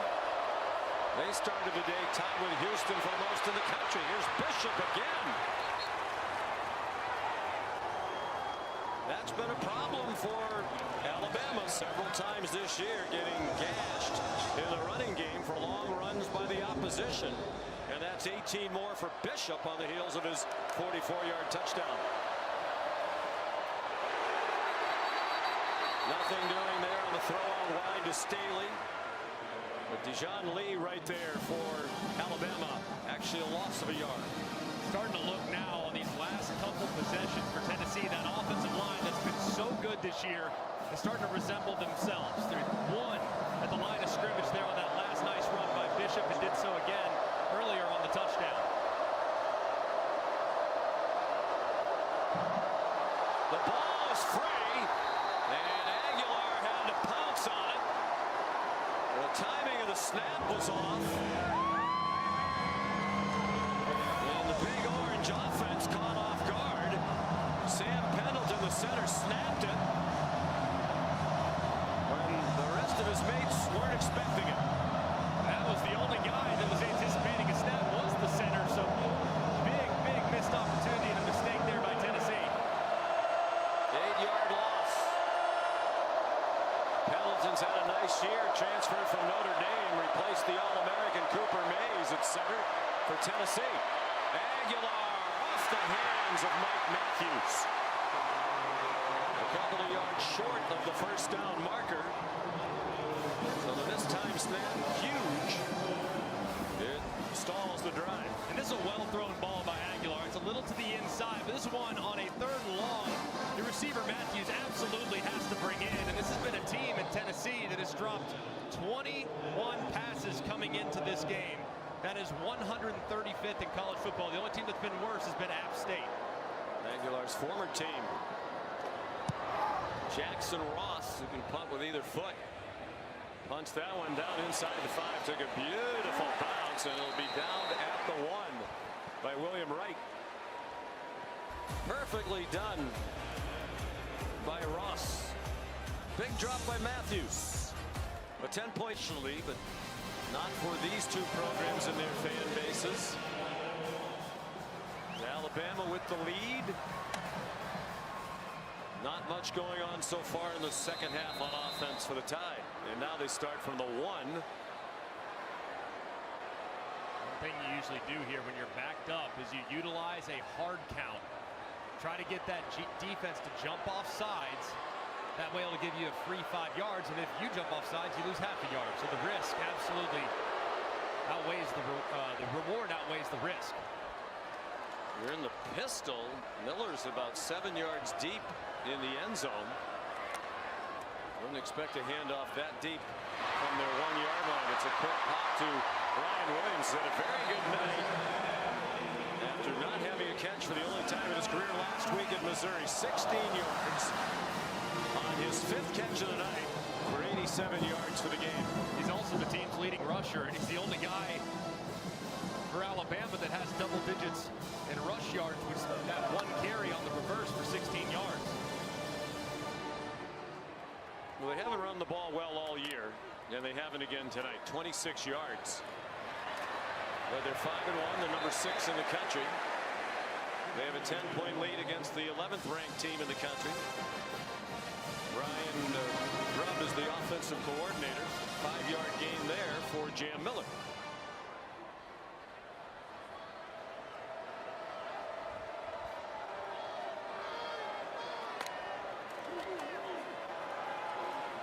Miller again.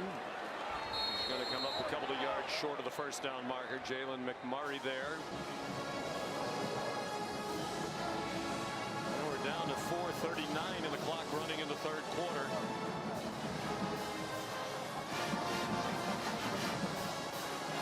Alabama here, they can go with some type of check with me. If you have 2 high safeties, you can run the ball, but with 1 high safety, you would be thinking pass. There's the check right there. It makes the audible an adjustment. Now let's see if they throw it. Simpson sent Miller in motion wide to the right. They're looking to the sideline for guidance. They're running out of time, and Kalen DeBoer runs down to call a timeout. First charge timeout. Alabama. Media. 4:06 to go, 3rd quarter. We're in Tuscaloosa, Alabama. The Tide at home, leading by 10. They're very vocal. School of more than 42,000 students. 3rd down and 2. The Tide wide open over the middle. Josh Cuevas. First down to the 39-yard line. Carter made the tackle.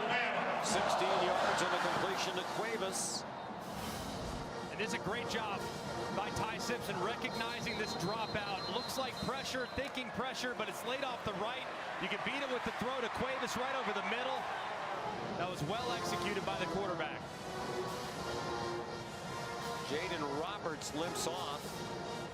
He's been injured part of the year. He moved into the starting lineup at right guard tonight.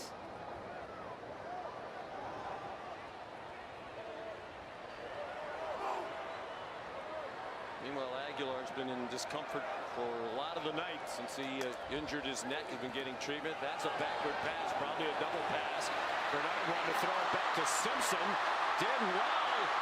He's still going. Looked like that play was dead. And Jeremy Bernard took it all the way to the 44-yard line for a 17-yard play. What a play by Jeremy Bernard. I mean, that play is dead to rights. Loss of 15. I mean, that thing is all the way back at the 25-yard line. Doesn't like it. Makes a good decision. And a guy that played a lot of quarterback in high school shows you the decision-making right there and the explosiveness with the ball in his hands. Very well defended by Tennessee. They anticipated the throw back to Simpson.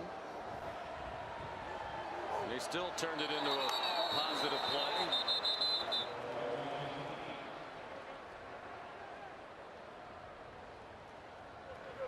Snap infraction. Offense.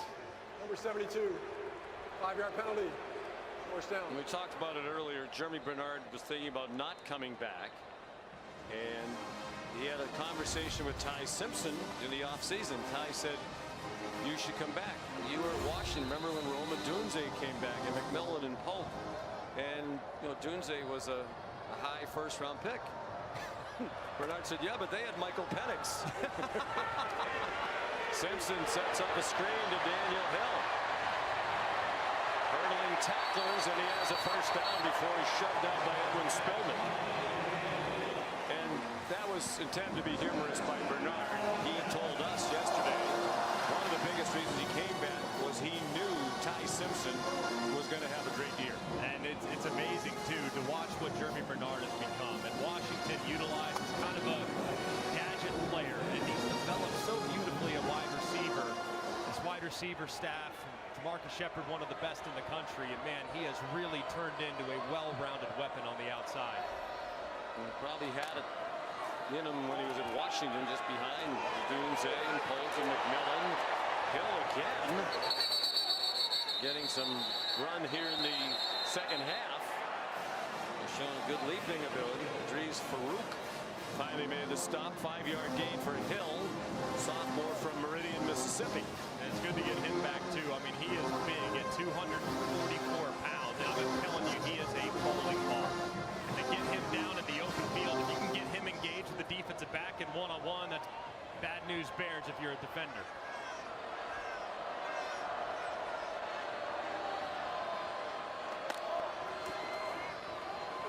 Bernard, after the interesting motion, breaks tackles and goes down near the 10.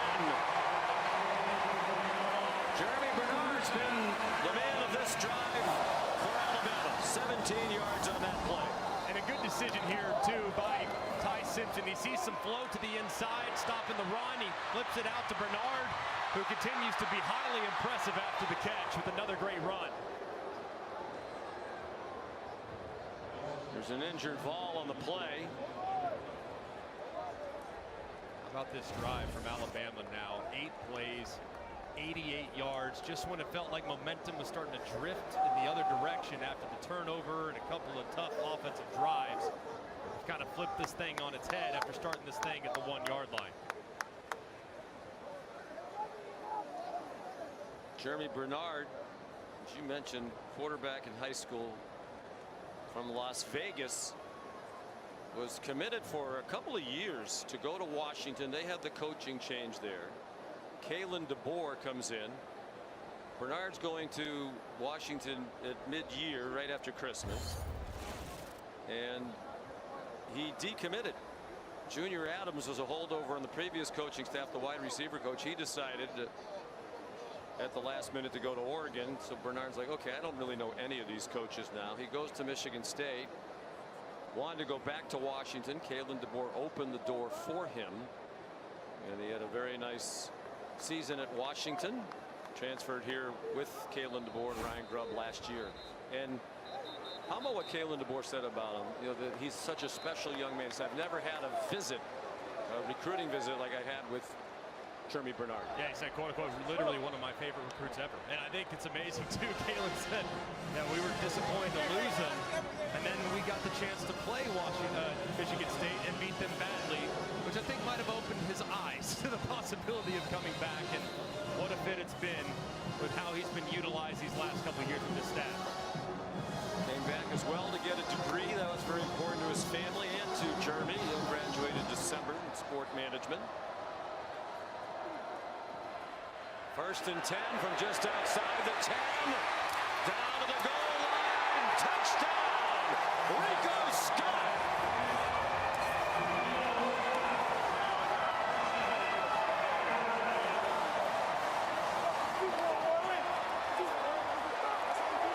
His first catch of the night, just his 8th of the season in this deep receiver group. And it's 29-13 for Alabama in the final seconds of the 3rd quarter. What a drive. I mean, just absolutely unbelievable. Taking 5.5 minutes off the clock, going 99 yards, and just making a statement. Very, very impressive there from the Tides offense. Second touchdown throw of the night for Simpson. Now 18 for the year and just one interception. Extra point good by Connor Talty. We used to always say, be an actor, not a tractor. All right. I want you to watch this. You get some motion up front. You're going to get Ty Simpson booting out. Watch. Rico Scott. Look at that. Oh, that's. I think is that actor or tractor right there. Just kind of fake that block just for a half second. Not the best. That's not winning an Academy Award. All right, but he's wide open and gets the Tennessee defenders to look inside just enough for him to jump leverage.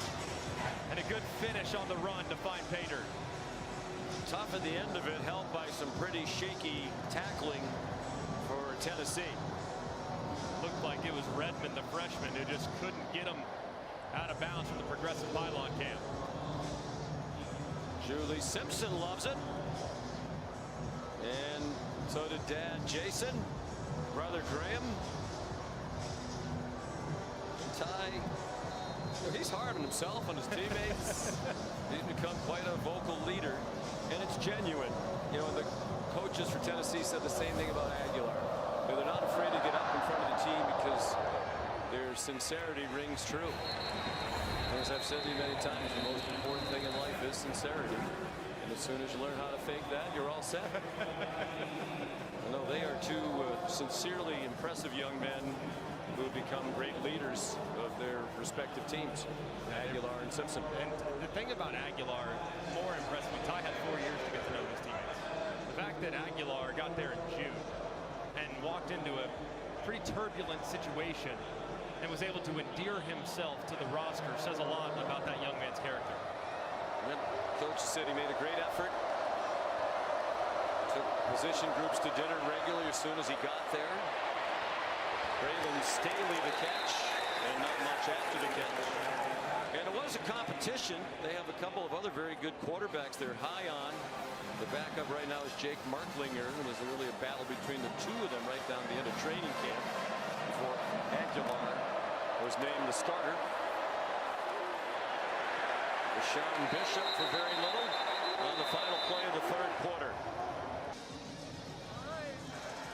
Back here in Tuscaloosa here with head coach Kalen DeBoer. And coach, a tough start to the second half, but how did you like your team's response, especially on that last drive? Yeah, the last half of the quarter, like what the defense did, got the stop with some rough field position and then going 99 yards. So, again, we're a resilient team. We got to do a better job of not putting ourselves in that spot at a whole quarter to play. Thanks, coach. Thank you. First play of the fourth quarter, 3rd down and 4, Tennessee down by 17 points, and Kitzelman can't catch the ball. That would have been a first down.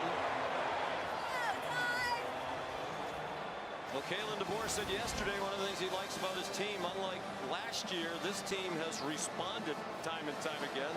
They were helped on that drop by Kitzelman. Yeah, that's not 2 massive drops by Tennessee weapons on critical 3rd downs. They're going to go for it on 4th and 4 from their own 31. Down by 3 scores, have to have it. Pierre brought pressure from the inside on a twist. Aguilar on target, caught for a first down. Mike Matthews for 13 on 4th and 4. Very nice job there by Joey Aguilar, buying time, allowing the scramble drill to uncover, and Matthews securing the catch. 4 for 4 on 4th down tonight, 7 for 7 for the season. Are the balls. 14 and a half to go. On target. Down on his knees with the catch is Brazel, his first catch since 3.5 minutes remained in the first quarter. He had 3 catches early, but he's been absent from their attack for a while. That one's good for 12. Given the challenges that Tennessee's defense has had at times tonight, we expect Tennessee to maybe pick up the pace a little bit as this drive continues on. Aguilar forced back.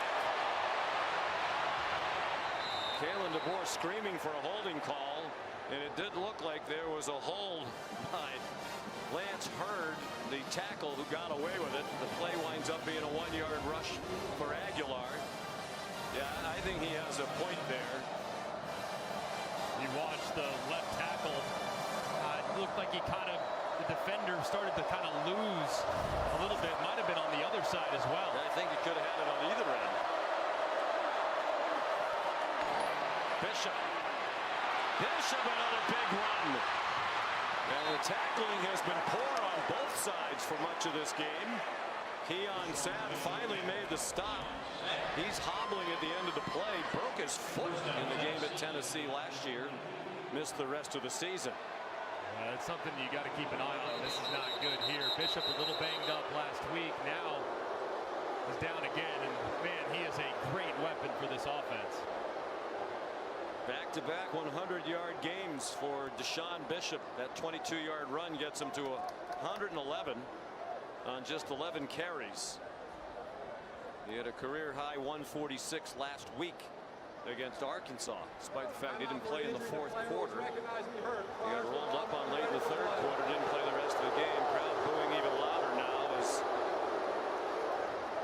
Bishop bounces up and runs right off the field. They think that was not a real injury. Man, he just runs through contact. Low center of gravity, great balance, and you see Sabb, who just got too close to the line of scrimmage, and that's been a bit of a problem for this Alabama secondary this year. They get too close to the line of scrimmage, and all of a sudden they lose their angles. And when they back up and see it a little bit better, they've been much more secure in tackling in the run game.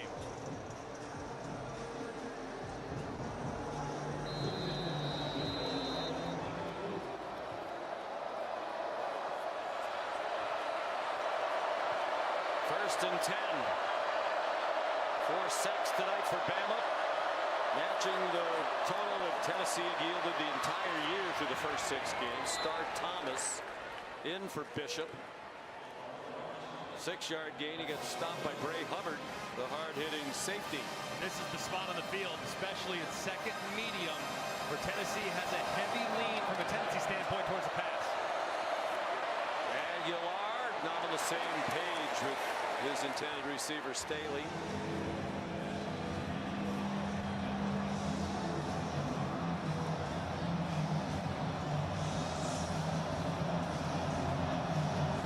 Third down, it's normally for Tennessee looking in the direction of Kitzelman.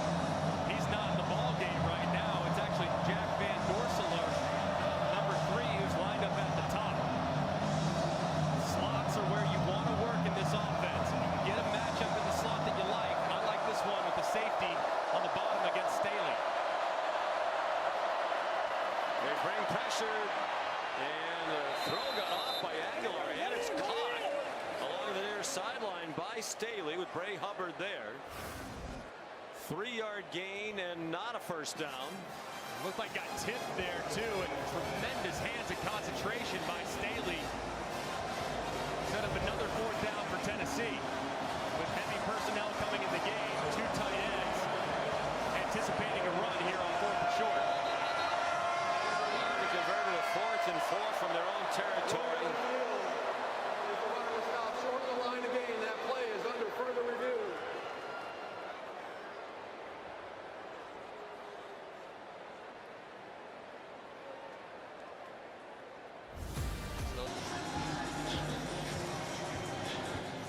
While we were away, the replay booth took a look at this and deemed that it is a first down. He has the catch, knee down.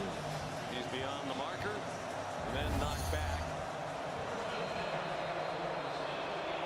So Tennessee on the move, down by 17. 11th play of the drive started from their own 25. Bama showing some pressure there, getting Aguilar to check, and then they drop out. See if he checks back into it. Anticipate pass here.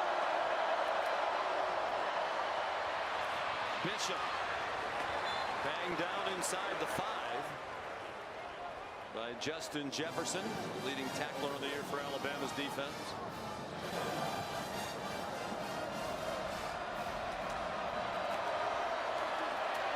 Bishop again.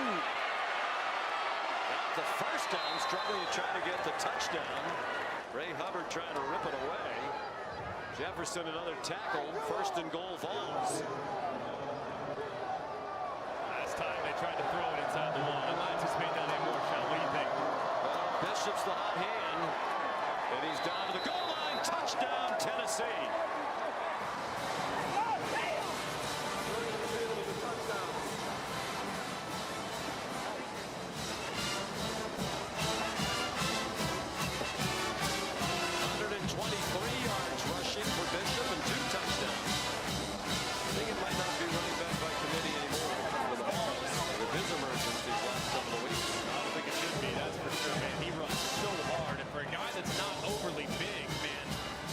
so difficult to bring down.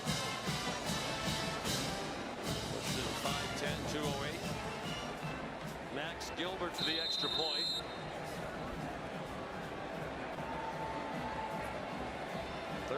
Play 75-yard drive. They took 4:34 off the clock. A little fourth down conversions, and Gilbert the extra point. There is a flag down.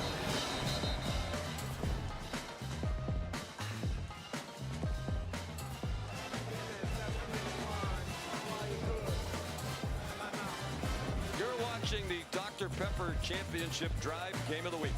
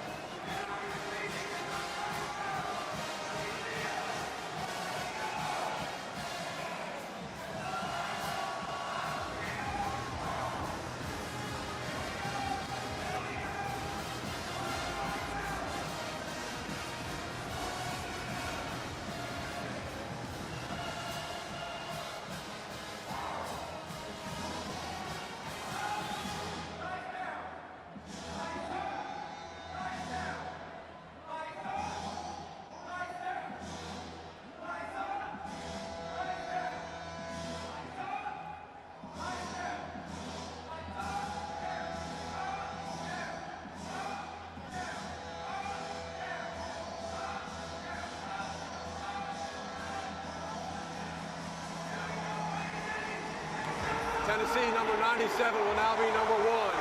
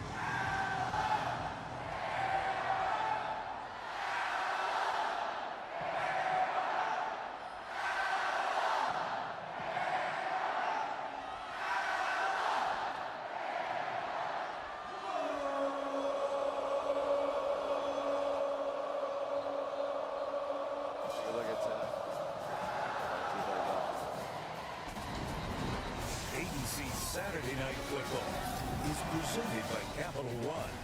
What's in your wallet? And in part by Subaru. Love. It's what makes Subaru, Subaru.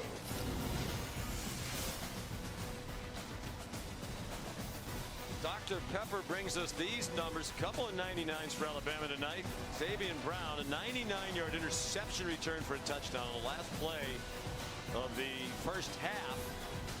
It gave them a 16-point lead at halftime for Kalen DeBoer. Then a 99-yard touchdown drive, first for Alabama since 2021 against Miami. Tennessee has just scored. Sean Bishop, a multiple touchdown night. And a 100-yard rushing game. His third career 2 TD game. First in an SEC contest. Had one earlier in the year against UAB. Who's bringing the heat is brought to you by Sonic. Well, it starts with a big pick six by Alabama to cap off what was a wild first half swing, and Bishop answered. First drive for Tennessee, cuts it to a 10-point lead after a big run to open things up, and Alabama answers again with a 99-yard touchdown drive that you just referenced. Tennessee answers again to make it a 10-point lead again. So massive moment here for Tennessee's defense. Have to find a way to get off the field. They've stopped the run, Will Kalen DeBoer in this offense, will they be slightly more aggressive, maybe lean towards the air, trust Ty Simpson? Still a 2-score lead, but it's hard for them to run out the clock if they don't have an effective running game. Just 74 yards tonight. And nothing doing for Kevin Riley on first down. Nathan Robinson made the tackle. So far, if you look at the run game for Alabama, you reference the yardage, but really it's kind of been on broken plays. You had one reverse by Ryan Williams for 16. Terry Bernard got 3 for 40, but one of those was a broken play that he just made a ridiculous move and made something out of nothing. So traditional run game's been non-existent for the Tide. Well, we talked to Kalen DeBoer yesterday. He said, "You've been a good team. We're not a great team." He's hoping that they're trending in the right direction. But clearly some things to improve upon. The run game is a big one. Simpson running out of time, throws it away. Pressured by Joshua Josephs, the outstanding defensive end / outside linebacker out of Kennesaw, Georgia, who they thought had a really good year last year. Was just overshadowed a bit by James Pierce, who wound up being a first-round NFL draft pick. This is where these pass rushers have to feast too. 3rd and long situation. Joseph's got an 82-inch wingspan. He's going to be working against the right tackle Formby, who's had some challenges in pass pro. Simpson given a clean pocket down the sideline, and a flag thrown. They grabbed a hold of Ryan Williams, and it's too bad for Tennessee because I don't think that was going to be completed. Pass interference, defense, number 8.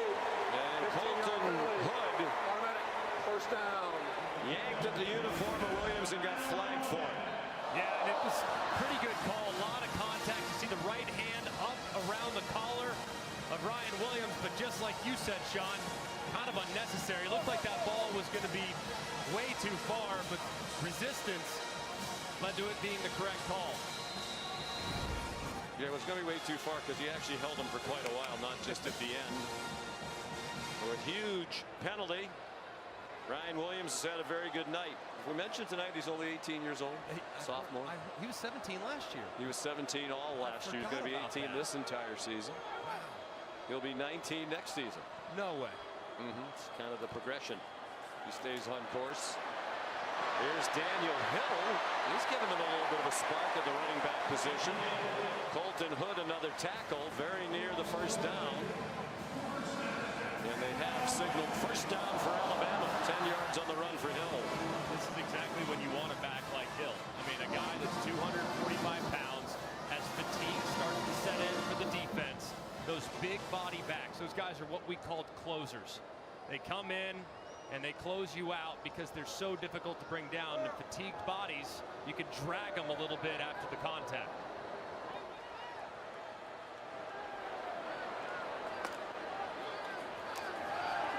Simpson steps into the throw, going deep for Brooks. Flag down. Couple of flags down. William Wright is going to be called for pass interference.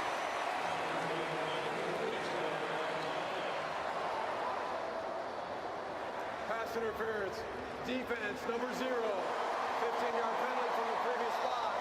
Automatic first down. There is nothing more difficult on a defender than a slightly underthrown deep ball. As you can see, Brooks trying to work back to it.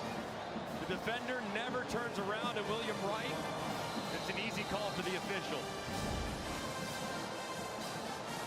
A couple of big penalties against Heupel's defensive backs. Alabama's moved to the 35-yard line.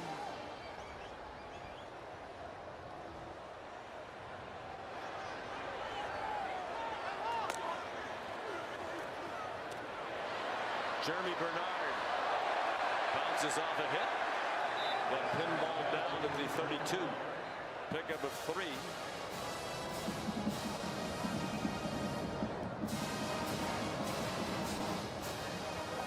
Spillman limping a little bit after he was involved in the collision at the end of the play. Alabama leading by 10. Trying to make it 4 straight wins against ranked opponents. They'd be just the 4th team in SEC history to do that. Win 4 consecutive games, all against ranked opponents. Tough run by Hill. The crowd loves it. They've been trying to spur on more out of the running game. That's 13 yards for Hill. That was probably the best this offensive line has moved this defensive line all game long. The right tackle, Wilkin Formby, just moving and displacing a defensive end. And Cuevas and looked like Rico Scott got in the mix as well. And this is what we talked about a moment ago. Those big backs just seemingly always fall forward in the 4th quarter.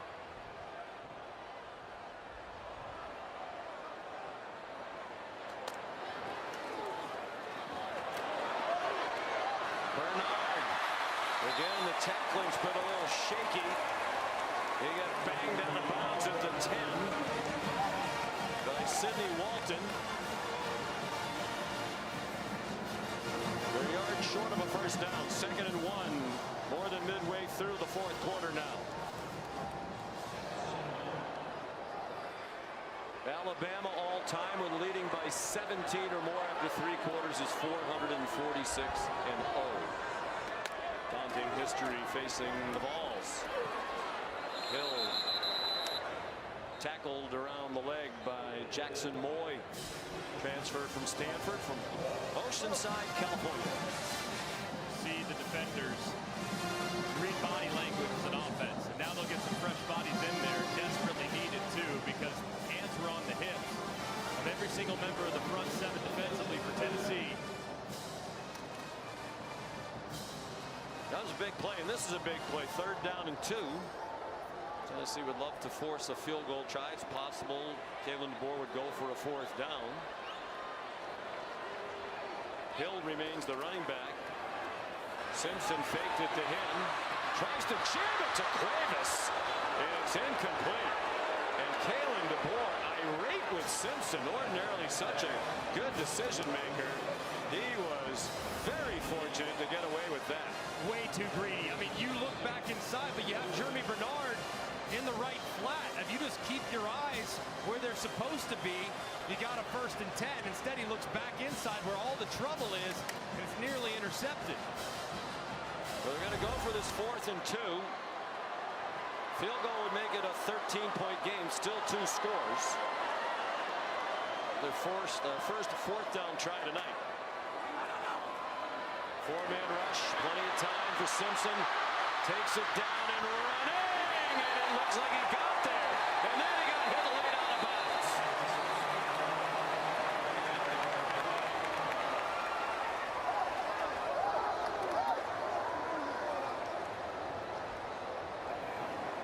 Jeremiah Telander. First down after the play. Personal foul. Unnecessary roughness. Defense. Number 22. Cannons have permission to the goal. First down. What a play by Simpson. I mean, he's working right there against Eric Carter.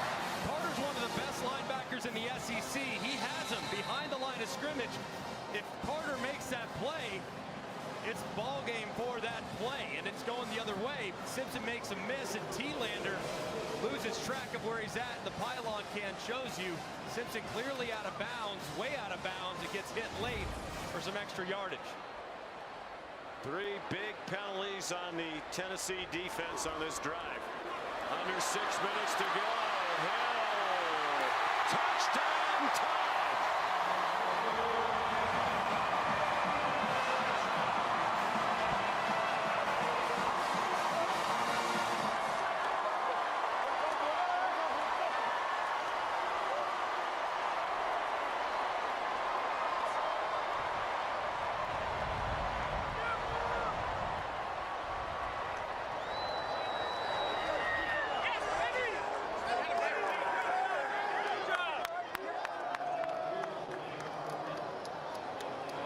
Simpson got away with a big mistake, atoned for it immediately.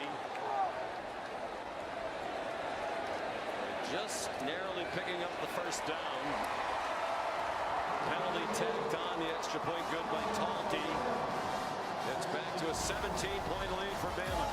And another big drive by the Crimson Tide offense as Hill fights to the end and gets in as Jason Simpson, Ty Simpson's dad, loves it. You can smell just a crisp cigar smoke here in Bryant-Denny.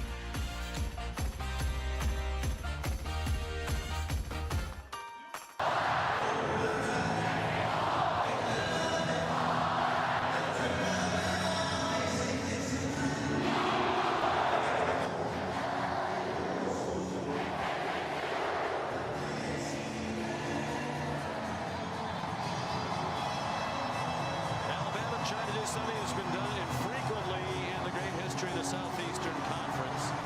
Trying to win 4 games in a row against ranked opponents. They've knocked off Georgia, Vanderbilt, and Missouri, trying to take down Tennessee tonight. The all-time mark is 5. They're not going to have a chance to do that because they go to South Carolina next week. And the Gamecocks are not going to be ranked. You can smell cigar smoke in the air here now. That young man is not the only one who has lit up a stogie. One of the traditions in this rivalry back to 1961.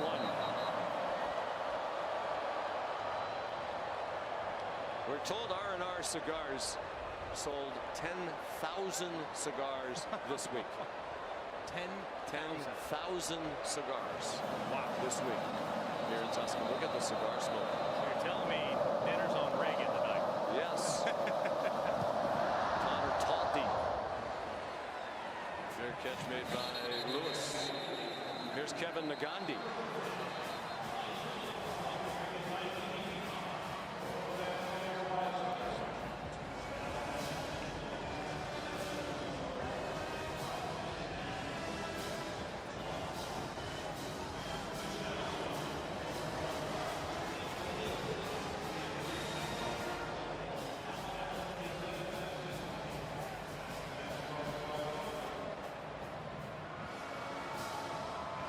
That's a huge win for Texas. With now just still 1 conference loss in what seems to be a wide open Southeastern Conference race. Son Brame, the backup tight end for a 10-yard gain. Texas A&M won tonight. They are the only undefeated team left overall among the Southeastern Conference teams. They're 7-0. Aguilar under duress, throws incomplete, intended for Brame. And they're obviously still undefeated are the Aggies in Southeastern Conference play. If Alabama wins this one, and it seems they will be the only other team undefeated in league play. They'll go to 4-0. Halfway through, we have just 2 undefeated teams in conference play. The margins are outrageous. I mean, you talk to all the coaches across the league, and they just tell you, man, hey, what's this game coming down to? Well, there isn't much of a talent advantage like there once was, so we better execute. And my goodness, it's showing up each and every Saturday. Star Thomas, the running back, he went out in the flat. Joey Aguilar sets and fires a good throw for a first down to the Bama 45. A 20-yard completion to Braylon Staley. I remain impressed with Joey Aguilar and his toughness tonight, man. That neck, you know that neck is hurting him. It has to be. And he's still battling all the way through. Looks around, has a man on the far sideline. Another first down. Chris Brazel, they're going very quickly. 19 yards. One of the things you wonder about, and obviously we've seen it tonight, they're playing at a much slower pace than they usually do. But no depth at wide receiver. You know, it's really hard to play at that blistering pace when you have the same 3 receivers playing every down. That one's a drop by Brame.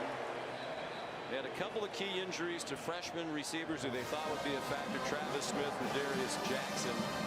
So almost all of the snaps are Matthew Staley and Brazel at wide receiver. And I think they are hopeful at some point here in the future that you're going to have more availability there. But as you can see, more than 80% of the reps, and it's a vertical offense too. It's not like these guys are running 3-yard routes. I mean, these guys are taking the top off. So I'd love to know how far they run in a given game. Much less than in previous years. Here's an Alabama blitz, well blocked. Aguilar throws incomplete, flag down for a pass interference call against Xavier Mincy. And all of a sudden, Brame has become a frequent target. True freshman out of Derby, Kansas. Son Brame. Pass interference. Defense. The ball be placed at the spot of the foul. First down. The foul was on number 12. It does look like he kind of wraps up the wide receiver as he's getting ready to come in, and Mincy, no question, arrive early, right hand around the belly, and the correct call made by the officials.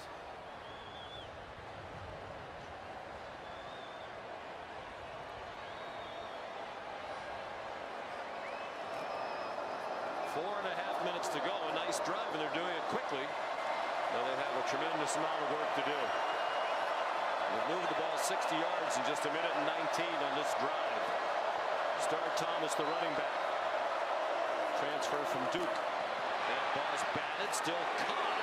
Might have been better than it wasn't. Brazel caught it, and then he got flattened by Damani Jackson for a 4-yard loss. Peyton Womack there bringing the house, and Tennessee's quick outlet was deflected immediately. See if they decide to show that pressure look again, or if they'll play off, and it's looking like they'll play off.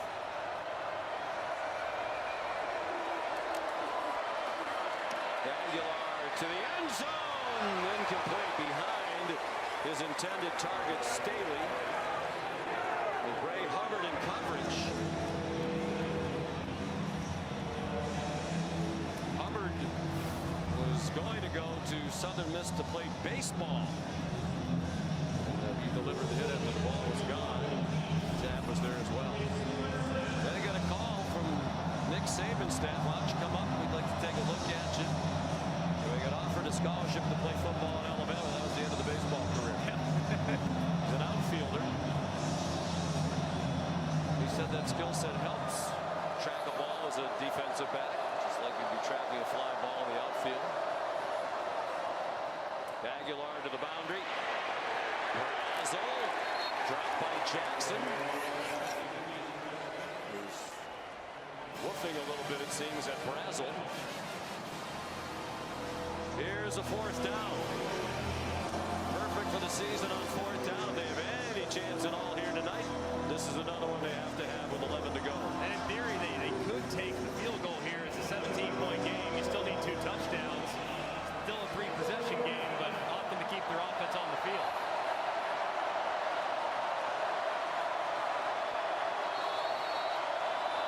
Clock is running.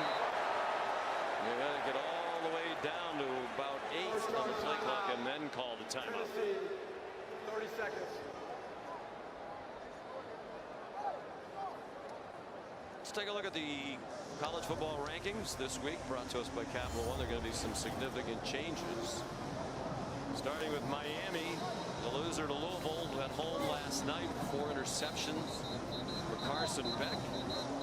Jeff Brom can coach, and his staff outstanding as well. Georgia, dramatic winner today at home against Ole Miss, first loss of the year for the Rebels. I think Ole Miss is still pretty good, and while I think Georgia and Ole Miss, there are some vulnerabilities shown on defense, but both those teams offensively showed us an awful lot today. I think the 10,000 cigars, that might be low based on what we're looking at and smelling around Bryant-Denny Stadium right now.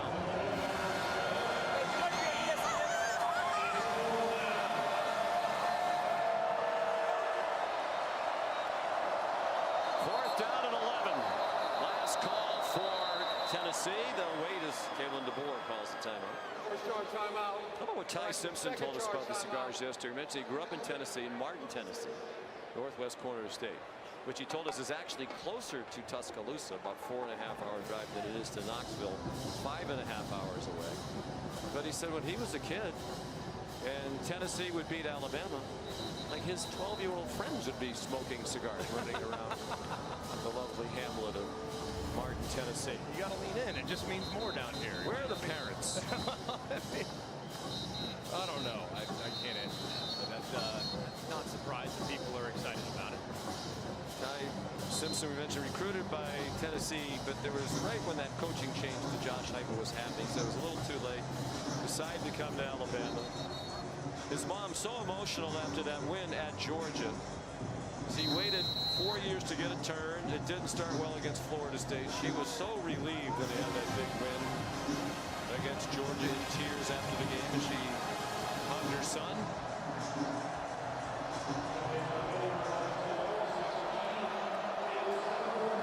And the cigar smoke wafting through the air. Here comes the 4th and 11, we think.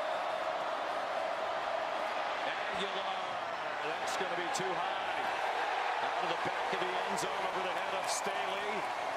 And the Alabama defense, which has had a great night tonight. They've held Tennessee to 20. They came in averaging a nation-high 48. And they've had a safety on defense and a pick 6, which really was the biggest play of the game of the last play of the first half. And it looked like Joey Aguilar and the Vols were going to make it a 2-point game. They wound up being down by 16 at halftime instead. I think all in all, the defense for Alabama, just given what Tennessee had done up to this point, they got to be pretty happy with the performance overall. Didn't give up a lot of explosives in the passing attack. However, it did give up a couple explosives on the ground, which I would imagine with Kane Womack and Kalen DeBoer making that such a point of emphasis the last few weeks, that's something they'll probably need to get to address. But pretty good day for the defense. Simpson out of the pistol. Gives it to Hill. All right, you're a talk show guy in this state. Do we have a running back controversy at Alabama? I mean, on Feinbaum you do. I don't know if on our show it'll be the case. Are you just drinking the Kool-Aid? Perhaps. I think this is a pretty good tandem of running backs, and to see Daniel Hill now healthy provides you a bit of a change of pace. But still, Jam Miller-Shaw. Jam Miller's a talented guy. Collaborative effort to try to get the running game going. Jeremy Bernard might have a say though. 4 for 49. We give him a couple looks. 2:25 to go. Ty Simpson, Measure Group in Tennessee, told us the story. First time he ever went to Neyland Stadium, he was 7 years old in 2010. His dad's UT Martin in the season opener. Derek Dooley's debut as volunteer Second coach. charge timeout. Tennessee. UT Martin lost 50-0. Ty was in tears on the field in the locker room after the game. He said he did have one highlight. He met Peyton Manning. Here's a look back at young Ty with his dad. Promise of good things to come when they came on the field. Didn't go so well thereafter. Yeah, he said that ironically, when he got to Alabama, Derek Dooley was on the Alabama staff. And and he hated him because he said, you were part of a terrible moment in my childhood. You beat my dad's team 50-0. To iron things out a little bit. But he got to meet Peyton Manning. Peyton was there as a fan on the sideline before the game. And young Ty asked Peyton Manning a great question. What's it like to play against your brother, Eli? And he said, it's really hard, but it's also really fun. Really? Yeah. I'm just making it up now. He was 217. Yeah, why not? 17 for that game. Ty Simpson also told us, speaking of great quarterbacks, he wears the number 15 because he grew up idolizing Tim Tebow. Yeah, pretty cool. Tim, of course, a great quarterback in his day, and nice to pay a little homage. I know Tebow's proud of him, and they even said, hey, keep rocking that 1-5. And they had a chance to visit earlier this year, did Simpson and Tebow. Great thrill for Ty. 3rd down and 7. Play action pass by Simpson. I think Kalen DeBoer would like him to go down without taking a hit. And that is going to take it to the last Tennessee timeout. With 2:06 to go. And the Vols out of timeouts. These two South Dakota natives have made use of their timeouts tonight. Both teams used all 3 of them in the first half. And Alabama has the only remaining timeout in this one. Where does Tennessee go from here? How good are they? I think they're still pretty good. I think they're a very difficult matchup. They didn't have their best stuff tonight. They had a couple of critical mistakes. You have the interception return to the house, just a 14-point swing that's almost impossible to overcome. And the fact that I think Aguilar in the second half actually played pretty well. That speaks to his mental toughness and character. But I still think it's a good football team. And if you look at them, that game against Oklahoma, will be a very difficult game. Oklahoma's terrific on defense. We know the road trip to Florida, that's always a difficult game in that environment as well. And Vandy's no picnic either, but man, it's hard to envision the Vols losing on Rocky Top for a second time this season. Late down punch, Boo Carter back deep. And he makes a fair catch at the 35. Here's Kevin Nagandi.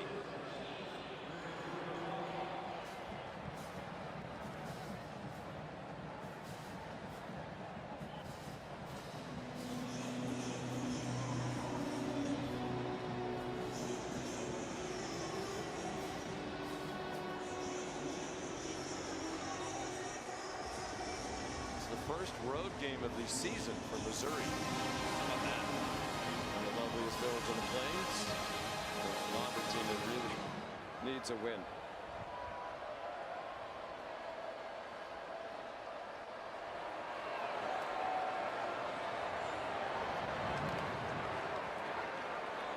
Aguilar on target for about a 9-yard completion to Brame. And that's the 2-minute stoppage with 1:57 to go. The cigars have been lit. Victory will be Alabama's for the 11th straight time here in Tuscaloosa. They haven't lost to the Vols here since 2003. From Bryant-Denny Stadium in Tuscaloosa, the cigar capital of the world at the moment. Alabama leading 37-20 under 2 minutes to go. Joey Aguilar hits the crosser Brame with 2 catches all year entering tonight. He's become the target here late in the game. This is going to be 11 straight losses in Tuscaloosa for Tennessee, which is their longest road losing streak against any opponent in program history. 1 minute 43 seconds. I don't think we need to get too nitpicky about the clock at this juncture.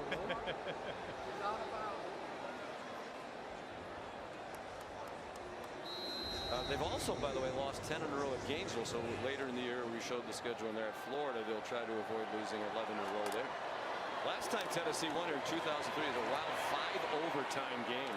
Casey Clausen was the quarterback. Justin Jefferson shoves Peyton Lewis out of bounds.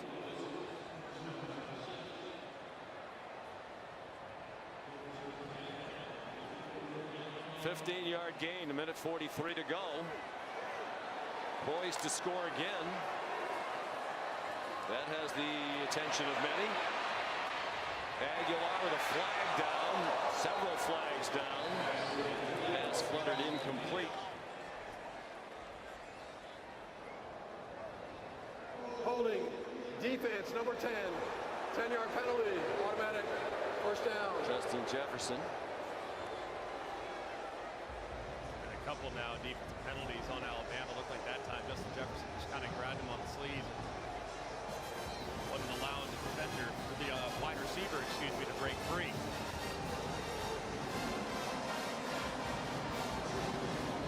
Kane Wannick has to be pleased with the defensive performance. Son of a coach, his dad Dave's a long-time college football defensive coach. Still comes around quite a bit. Great resource for his son. Oh boy. Jackson flying down as he picked up Brazel and placed him down. This is one where you're going to look back at the end of the year. Pass interference, defense number 1. Dawson to play is an automatic first down. And people, ball be placed at the 2-yard line. and people look at Alabama's defensive numbers and their defensive rankings. They've given up now 400+ yards to Tennessee, but what percentage of those have been kind of in garbage time, frankly, these last couple drives? Here's Dave Womack on the left. Long-time defensive coach, defensive coordinator at the end of his career at Ole Miss. Very proud of his son. Nice play, Kai Hill Green. And Dave Womack helps Kane get ready for the next opponent. He said, we were getting on the bus last week in Missouri after the win, and I already had a text message from my dad with a lot of thoughts about Tennessee. You ever see anybody, by the way, with a smaller play sheet than Kane Womack? Testimony Jackson. Again with Chris Brazel. And another another pass interference against Oman. The only Womack showed us that yesterday. I mean, it looked like a napkin. It's a 3x5. Yeah, look at that. It looks a little bigger now because it's laminated. And the printing on there is so small. He must have tremendous eyesight. Must. I mean, the only guy that's even close is Mike Leach. Mike Leach used to do it. It looked like on a receipt.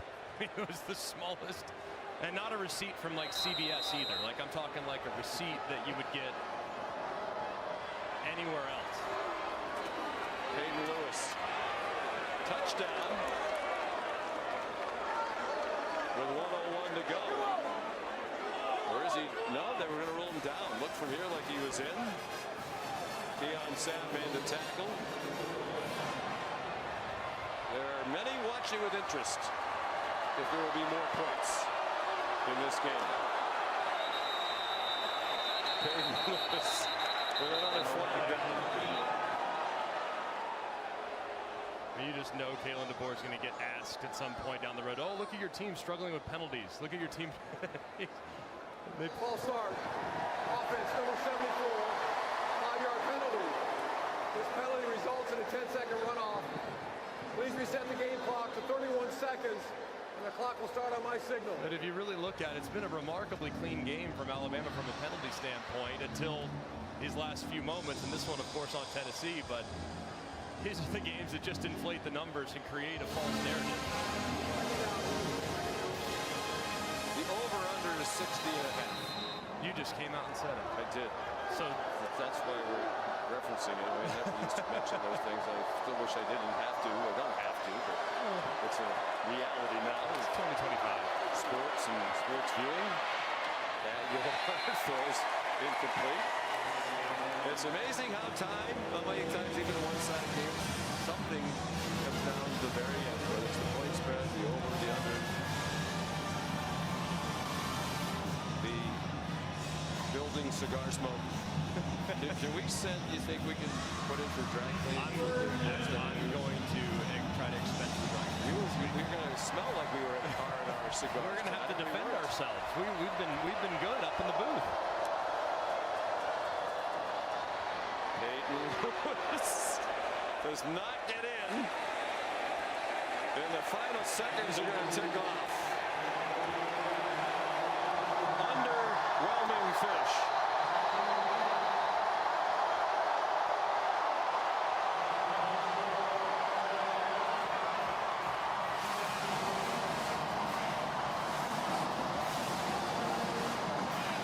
Alabama has won for the 17th time in the last 19 meetings with Tennessee. Josh Heupel is 2-3 as Tennessee coach against Alabama. Both wins at home, all 3 losses here in Tuscaloosa. Only played here 17 times for many years. Most of the rivalry, the Alabama home games were in Birmingham. They played 108 times, just 17 times here.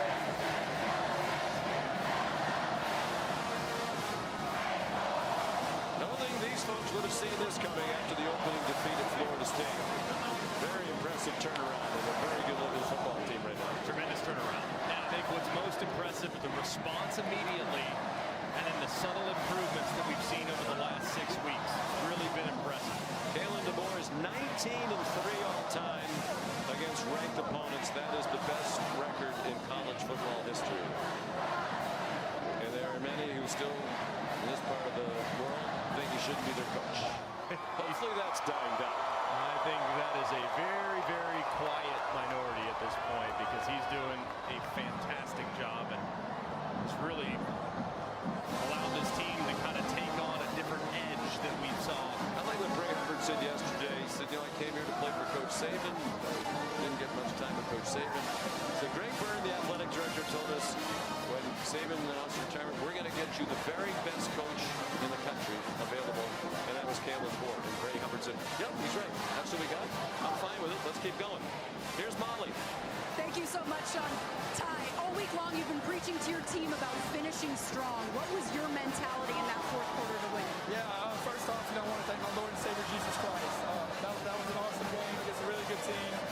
But I told him to beginning of the week, right? Like we got to keep going. We can't just plateau after the first half. And the guys did a great job. We rallied around our defense and made a couple plays.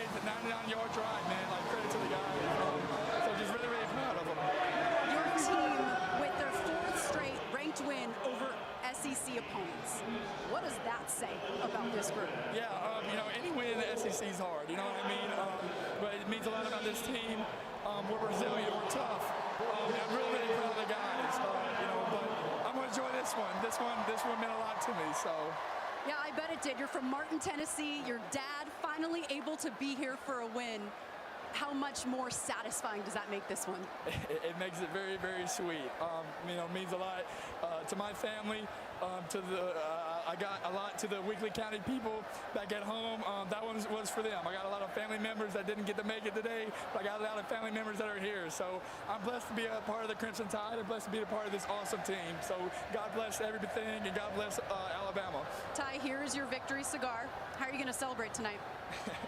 I'm gonna go light them up with my boys and enjoy it. But smoke them if you got them.